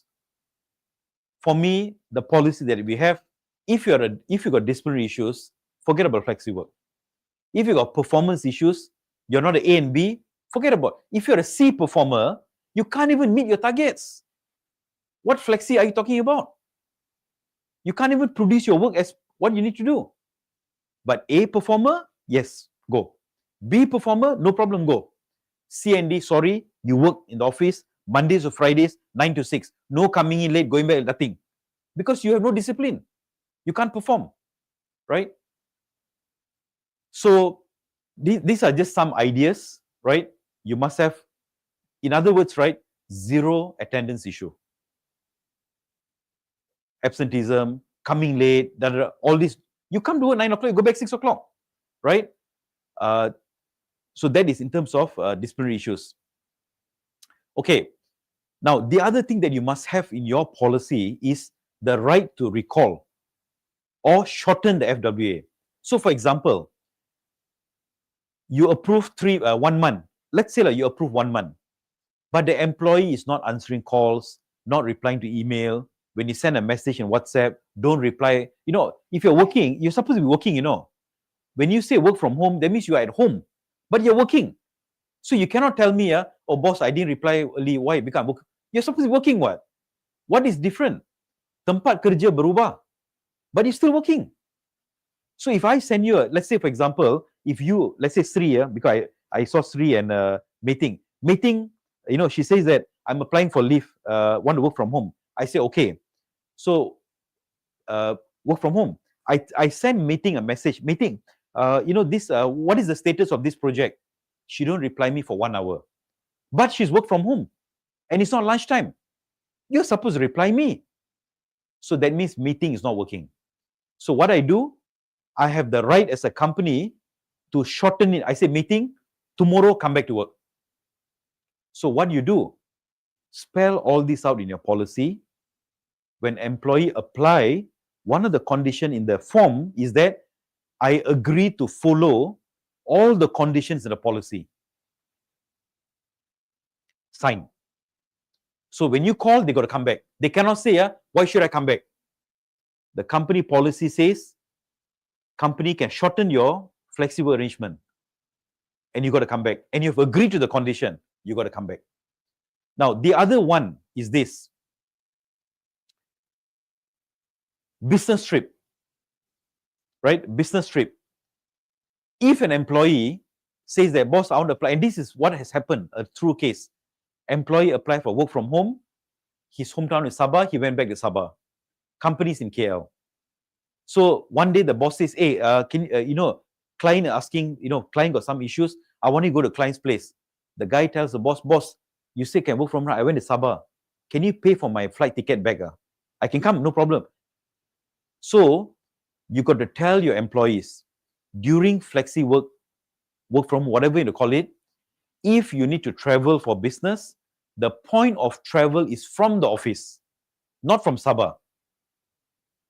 And you must be prepared to come back when we want you to come back. So spell all this out. So that you spell out your policy clear, brief everyone, set your parameter, your boundary guideline, and you know, go live. So that when you want them to come back, no need to haywire here, you know, go for World War III, argue here, that no need. Right? Be in control of things. Or you'll work like a zombie. You want to be in control or you want to work like a zombie? You decide. Now, later part, when you get these slides, right, there'll be a link to download this form. So this is a form that it's also available in the forum. So for those of you, if you do not know, go to the forum and download this form. So you can remove what is not. This form is quite comprehensive. There's page 1, page 2, page 3, page 4, page 5, page 6, right? So certain things may not be applicable for you, remove it, right? So this form covers business travel, recall back to office, facilities, superiors' responsibility, employees' responsibility, conditions, work performance, the process to apply, and of course, what are the various boundary guidelines or parameters of work, flexi work.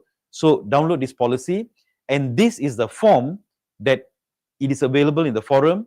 The form is a few pages long. This is a very short one. There are 3 pages or 4 pages, I can't recall.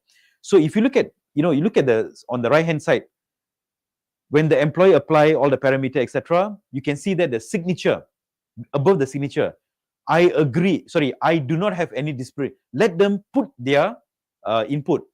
I don't have any discipline records in the last 12 months. So now you are creating a culture that if you are a poor performer, you've got disciplinary issues, you do not enjoy many things. So you make the conditions tight for them. Either they go out, they leave the company, or they become better. But today, ladies and gentlemen, what have you done? You have made the C zone, the D zone, so comfy, So comfortable. So why should I work hard? Tak payah kerja rajin lah. Untuk apa? Tak payah, no need. Because why? Annual leave, I pun dapat juga. 20 days, I pun dapat juga. See performer. Team building, I pun pergi juga. I also got banana boat, lucky draw, here, there, etc. Fun fair. I also got medical benefit, I pun dapat juga. Bonus pun dapat, tapi sikit lah. Tapi dapat juga bonus. Insurance pun I dapat juga. Flexible pun I dapat juga. So what for the C want to work hard? Let me ask you this. Do you all agree, right? We all are adults, so we can discuss, right? Do you all agree? I want to see whether what you all reply me. I'm just opening up the chat box again. Do you all agree that we have created the C&D monsters in the company? Yes, no? We have created the C&D monsters in the company. You all agree? Yes, no?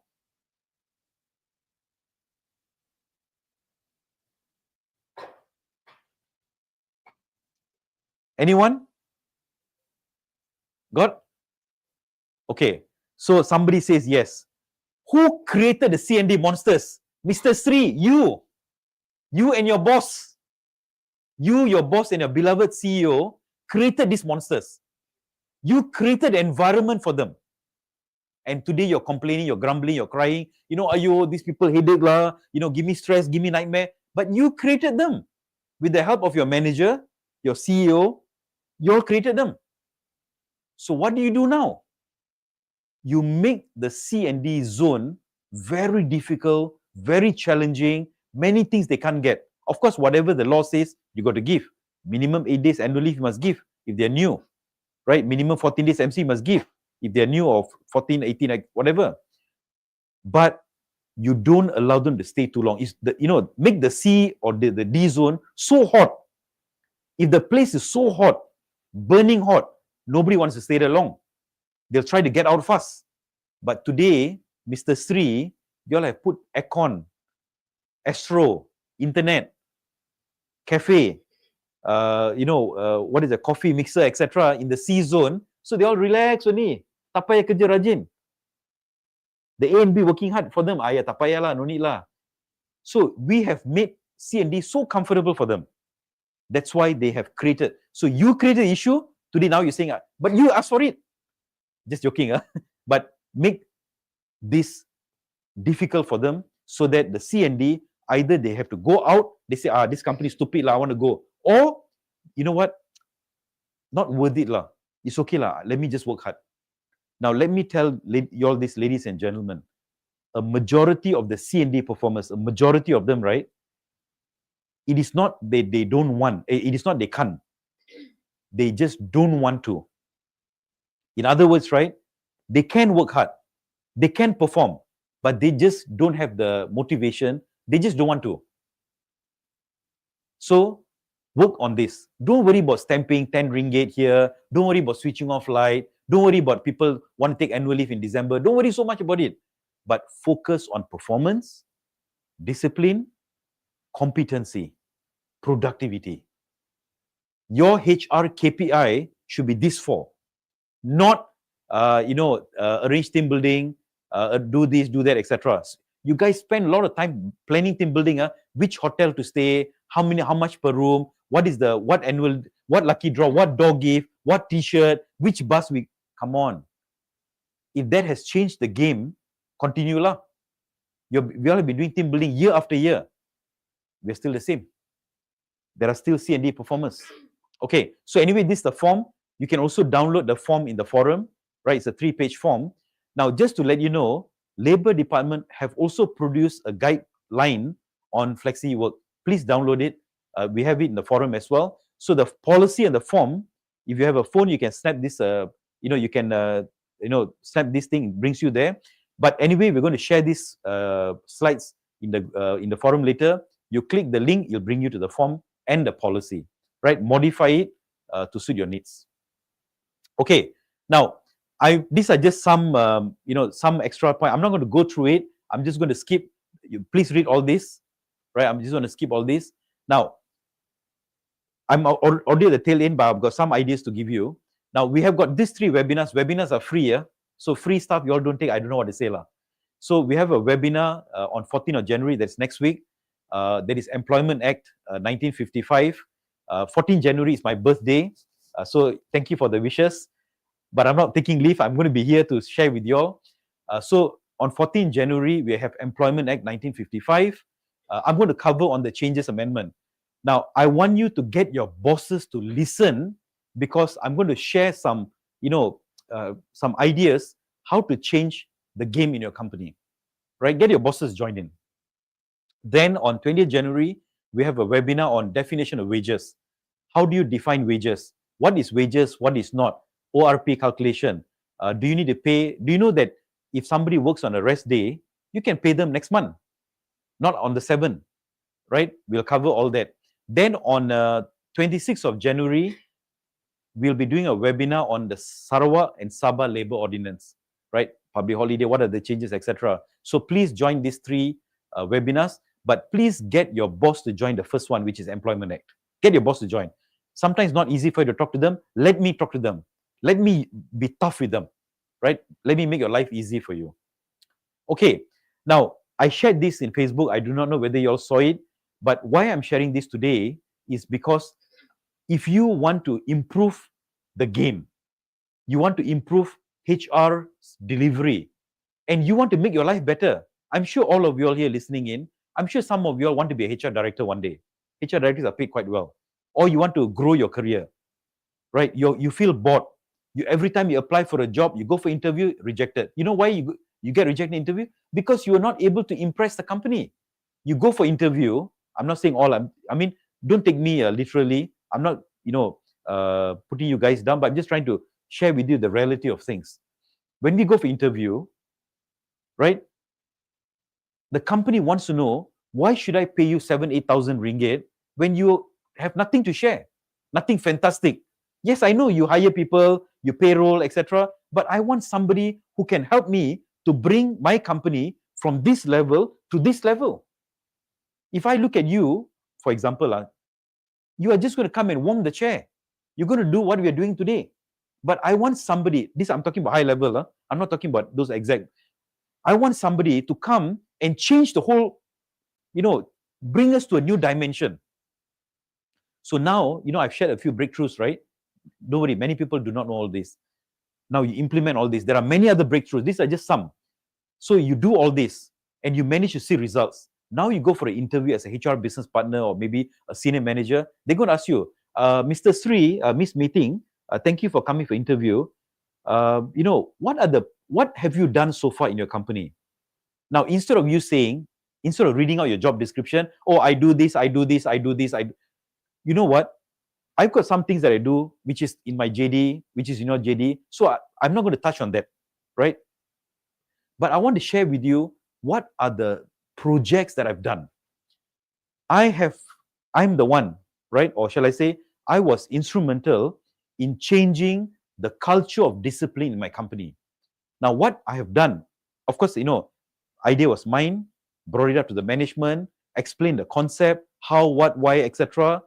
We did pilot, then we expanded, etc. And today, with this campaign, with this initiative, we were able to bring down the C&D performance by 70%. We were able to improve attrition, etc., etc. So we introduced, for example, performance-based reward system. Not bonus increment. I'm talking about, how you do your annual leave, how do you provide annual leave based on performance? How you tie up your performance and insurance. Even insurance, you can tie up with performance, by the way. How do you tie up MCs? How do you reduce MC costs? While you reduce MC costs, at the same time, you increase performance, right? How do you do this and whatnot? They say, wow, and what's attrition? Wait, I think we need to do all this lah. Hey, this guy Sri or Meeting I think these people or Shazwani I think we need people like them. We don't have people come in warm chair. So let me ask you this. Download these slides, and what I want you to do, you got to identify all the activities that you do today, right? You are doing so many activities, right? What activities are in the fool's paradise? You spend very little effort, but the impact is little. You say, tak apalah, not much money, what? Quick, fast. But the results are minimal. Why? If it's the governance, do it. If it's compliance, do it. But if not, why you do it? So please identify what are the activities that I label as fool's paradise. You are a fool if you do these activities. Or we are a fool if we do these activities. No lasting impact. Right? It consumes time, but very little returns. Interesting, nice to do, but it's distracting. What is it? Stop doing it. Or reduce it. The other one, what I call as dead man zone. Team building falls under dead man zone, by the way. Why I say that? You spend so much effort or money, so much, but your returns are so little. Anybody here, you want to challenge me that your team building that you spend that 80, 100, 200,000 is very effective, high impact, high results? I don't think so. So, what are the activities that you do today is in the dead man zone? Stop doing it. Don't do it. Right? You know why? Because it just makes you tired, wastage of time, and so on and so forth. Those activities that you are doing, which falls under the HR champion, you spend lesser time, higher impact. Now, if you want to be successful in your career, focus on the green box. Do things within the green box. Spend as much effort as you can on the green box. So what is it that can give you that returns with little impact? Now, let me tell you, ladies and gentlemen, those ideas that I've shared just now, tying performance, etc., those are all green box activity. Give it a thought. Right? Your effort is limited. For me to tweak the medical policy, for me to tweak the MC policy, for me to tweak the performance policy and to allocate levy money, etc., easy. But that will change the trajectory in your company. Now, the last one is what I call as gambler's paradise, high stakes. You spend a lot of effort. Yes, returns can be big. But is it necessary? Is it sustainable? Is it worth it? So here, you got to be very selective. I would like you to do this.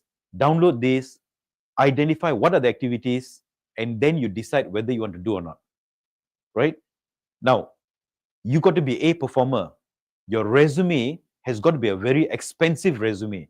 You go for the next interview, sure, hired.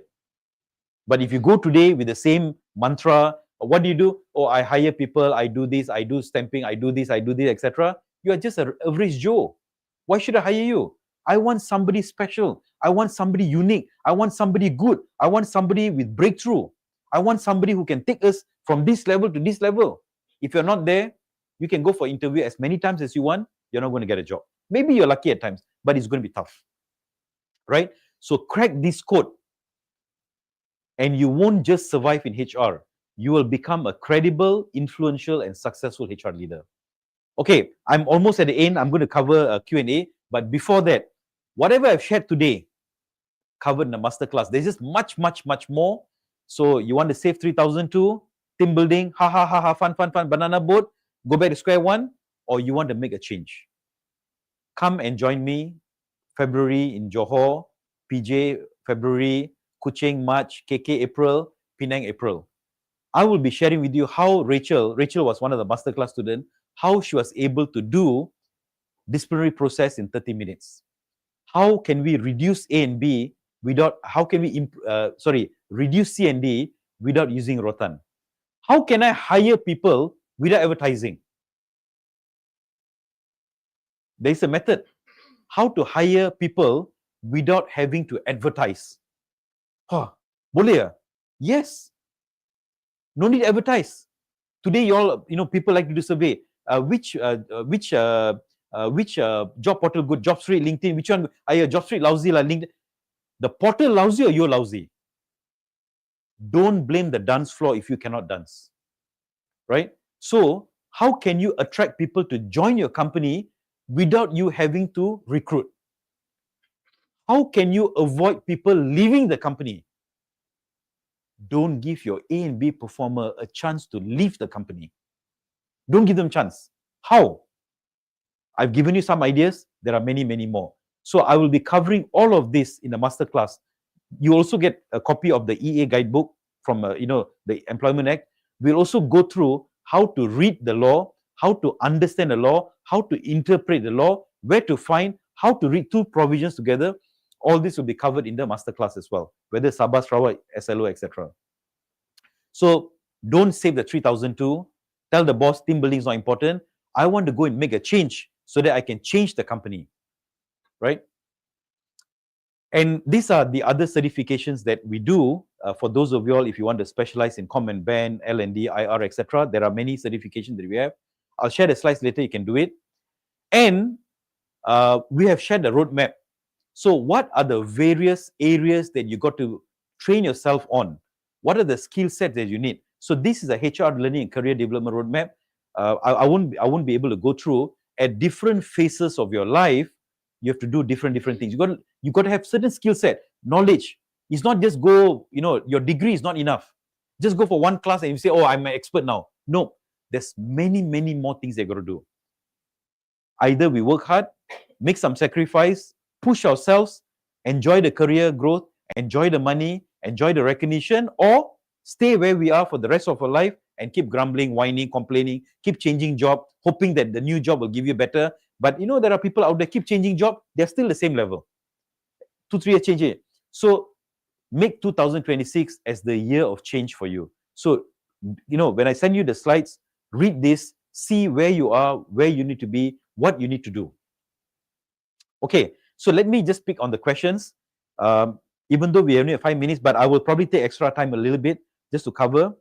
So, let me pick some of the interesting ones. I hope you have asked interesting questions. Thought-provoking questions.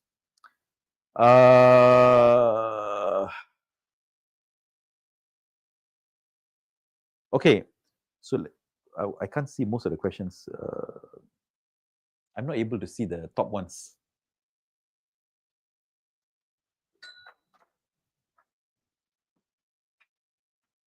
Anyway, if you have any questions, you can also type in again one more time here. If you have any burning questions, please type in one more time here so that I can answer. Because I can't see the earlier ones. Any questions, you can also type it down here. Okay, yep. Okay, now I can see it. Okay.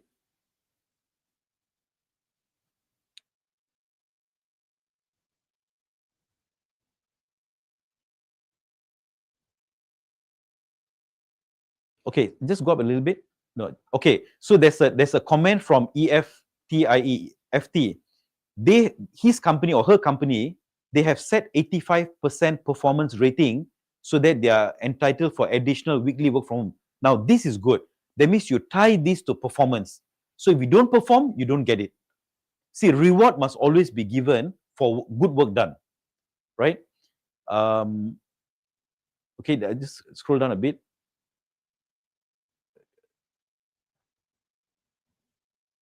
Sorry. Wait. No, okay, stop there. Just go down a bit, slowly. Okay. Okay, just go down a bit. I'm just looking for questions. I don't see much questions.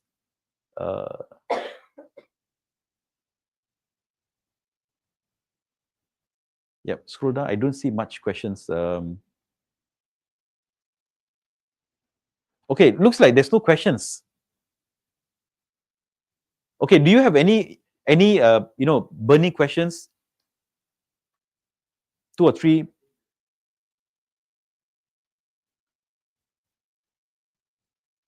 Or you have something to ask, maybe not so relevant to flexi work. I don't mind sharing my view as well. Yeah, there's a question there. Okay, so there's a question by Kartini. Some employees have developed a sense of complacency and entitlement, which reflect their behavior. How do we tackle that? So Kartini, very simple. I am quite sure these people are your C and D performers. I don't think these are your A and B. So what I would encourage you to do, instead of you targeting them, because why? If you target the employee, he will go. Then another guy will come in the same zone. So instead of you focusing on that particular individual, I would rather you focus on the culture itself, on the condition itself. Now, let me tell you, Grace, don't worry about discrimination, etc. Anything that is tied to performance is not discrimination. You give A performer 2-month bonus, C you give 1 month. Is that called discrimination? No what? So why you worry? Right? When you tie anything to performance, don't worry about discrimination. It is not discrimination. Or somebody working for 20 years, we give 20 days annual leave. Somebody just joined, we give 8 days. Is that discrimination? No. When you give any benefits based on performance and seniority, that is not discrimination, by the way. Like that, the CEO gets a car, operator no car, also discrimination what? Right? So don't worry about it. Any benefits or entitlement given based on performance and seniority is not discrimination. But when, let's say for example, I got 2 employees, both are A performer, but one gets something, one don't get, that is discrimination. Okay, so now, maybe since that not many questions, I just want to give you one thing that many of you don't realize it. Okay, if a company already have FWA in place, but to tackle, must a recall happen? You see, flexible arrangement, you can always modify it. The law did not say you cannot change your flexible arrangement condition criteria. You can do it. So Jonathan, you can do it. Of course, the company must approve, the bosses must approve this, right? This is your domestic issue. Okay, let me ask you this. Now, what is the minimum? Okay, listen to me carefully. Now, if you can, many of you all do not know this. This is something, if you can realize this, you will start to see things differently. So I'm going to hire you to produce 3,000 pieces of this device every month, right? Your job is to produce 3,000 pieces. Now, if you produce 3,000 pieces every month on average, what is your performance? A, B, C, or D? Anyone? Scroll right to the bottom. I want to see the reply. If you are producing 3,000, if you produce 3,000 pieces of this every month, are you an A performer, B performer, C performer, D performer? Let me tell what is the biggest problem with companies today. What is it? If you produce 3,000 pieces every month, Adeline, every month, okay, Kaishi, Puan Sri, Ailing, I agree with you. B performer, Violet, agreed with you. B performer. Because why? B means you meet. Mencapai, you meet. Now, if I'm able to do, because why you see, Adeline, can you join us? Your job is to do 3,000 pieces every month, and every month you do 3,000. You meet, right? You meet. Those of you who say C, you are wrong. When you do 3,000, the KPI is 3,000, you do 3,000, you meet. You meet the expectation. Why is it a C? Why is it minimum? No. Okay, Sri, you are half correct, half wrong. Now, it's a B because you meet. If you do 3,005, 3,008, 4,000, you are A because you exceed. But if I do below 3, 2.5, 2.2, 2.1, what is it? It's a C. That means you are below your minimum, below your average, whatever you call it. If you do below 1,000 or whatever, roughly, you're a D performer. You fail. So, of course, D performer go to PIP. Am I right? Ladies and gentlemen, am I right? D performer go to PIP. Yes. Now, C performer. Should we put a C performer in PIP?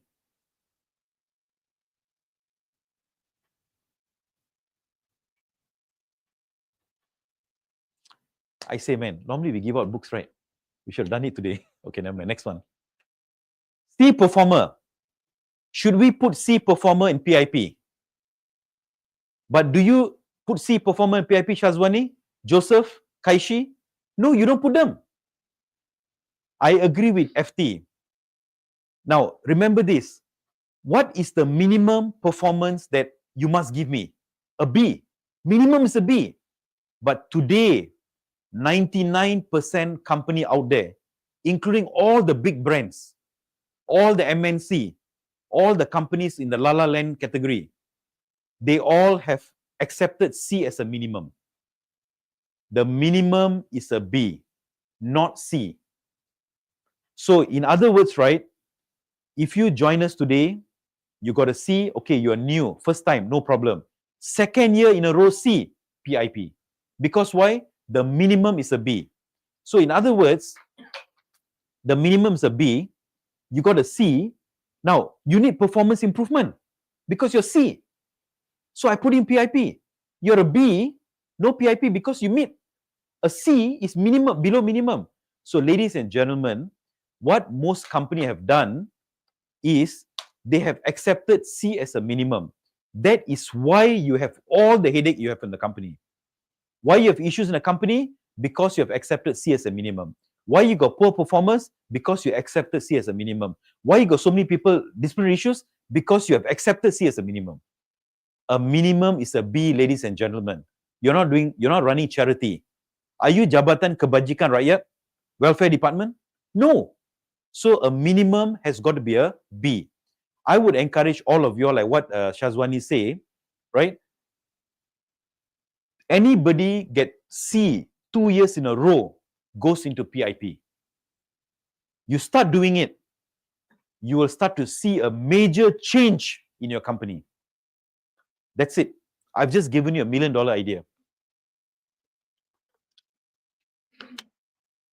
2 years in a row, C goes into PIP because the minimum is a B. So now you got to start changing your mantra. Minimum is B, not C. I would encourage all of y'all, right?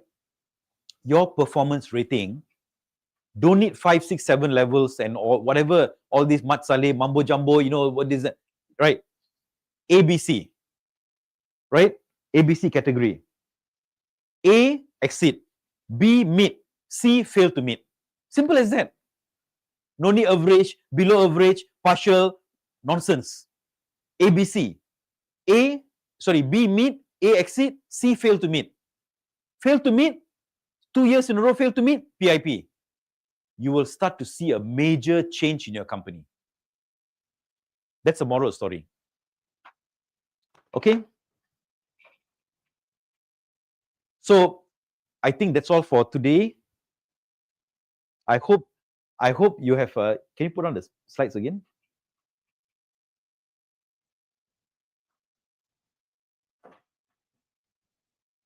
Yep, okay.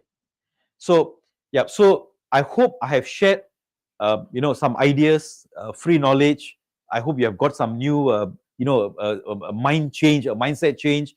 Maybe you're already seeing, wow, how come I never thought of all this, etc. You want to know more? Please join the 2 days masterclass. Of course, it's not free, no free lunch. You want knowledge, no free lunch. We can spend 5,000 on holidays in Japan, Korea, here, there, etc. Just to go have fun 3, 4, 5 days, come back to work, you're back to square one, right? Or spend that money, make a change. If your company don't want to invest, you invest in yourself, right? The mindset of some people is, company don't want to pay, I don't want to go. But can go holiday, can spend 10,000, go to Korea, Japan, China, Vietnam, etc. But to train up ourselves, to boost our skills, to improve our career, to get better job, better salary, tak boleh, company never invest. That's a mindset that some people have, right? So do join a masterclass. Whether your company pay, don't pay, you want to grow, never let somebody control your growth. Never put your career or your future in somebody else's hand. Fun entertainment, we spend money without thinking twice. But when it comes to upskilling ourselves, no money. Company never pay. Got discount, got free class. That's a mindset that is not allowing us to grow. Okay, that's all for today. So we'll share these slides in the forum. Please download it, read it, download the sample policy, download the sample form, download the disciplinary policy, a disciplinary management form, and that the green box, red box, right? Go and plot all your activities and stop doing certain activities you're doing today, which is a waste of time. Okay, that's all for today, and thank you for joining me. And those who are joining us in masterclass, see you soon. Thank you. Bye. Most conflicts at the workplace do not start with rebellion. It starts with confusion. Approximately 280 Bangladeshi migrant workers in Malaysia are claiming over $694,000 in unpaid wages. Between January and October, Malaysian authorities issued 4 to 5 million ringgit in fines for labour offences, with 1,654 investigations opened involving forced labour. But all of it is avoidable when you understand the rules and there is clarity. In this masterclass, I'll share with you how to understand Malaysia's Employment Act and its Sabah and Sarawak counterparts, manage disciplinary issues legally and ethically, eliminate labour disputes before they escalate. We will dissect real case studies from wrongful dismissal to wage disputes, from disciplinary hearings to forced resignations. Sometimes people tell me this kind of class is useless. You can Google it or ask around. But ask yourself this: do you want to be firefighting when the damage is already done? Or do you want to live with peace of mind solving issues before they ever reach your desk? Because no matter what your life looks like now, it can be better. Hi, I'm Arul and this is my masterclass.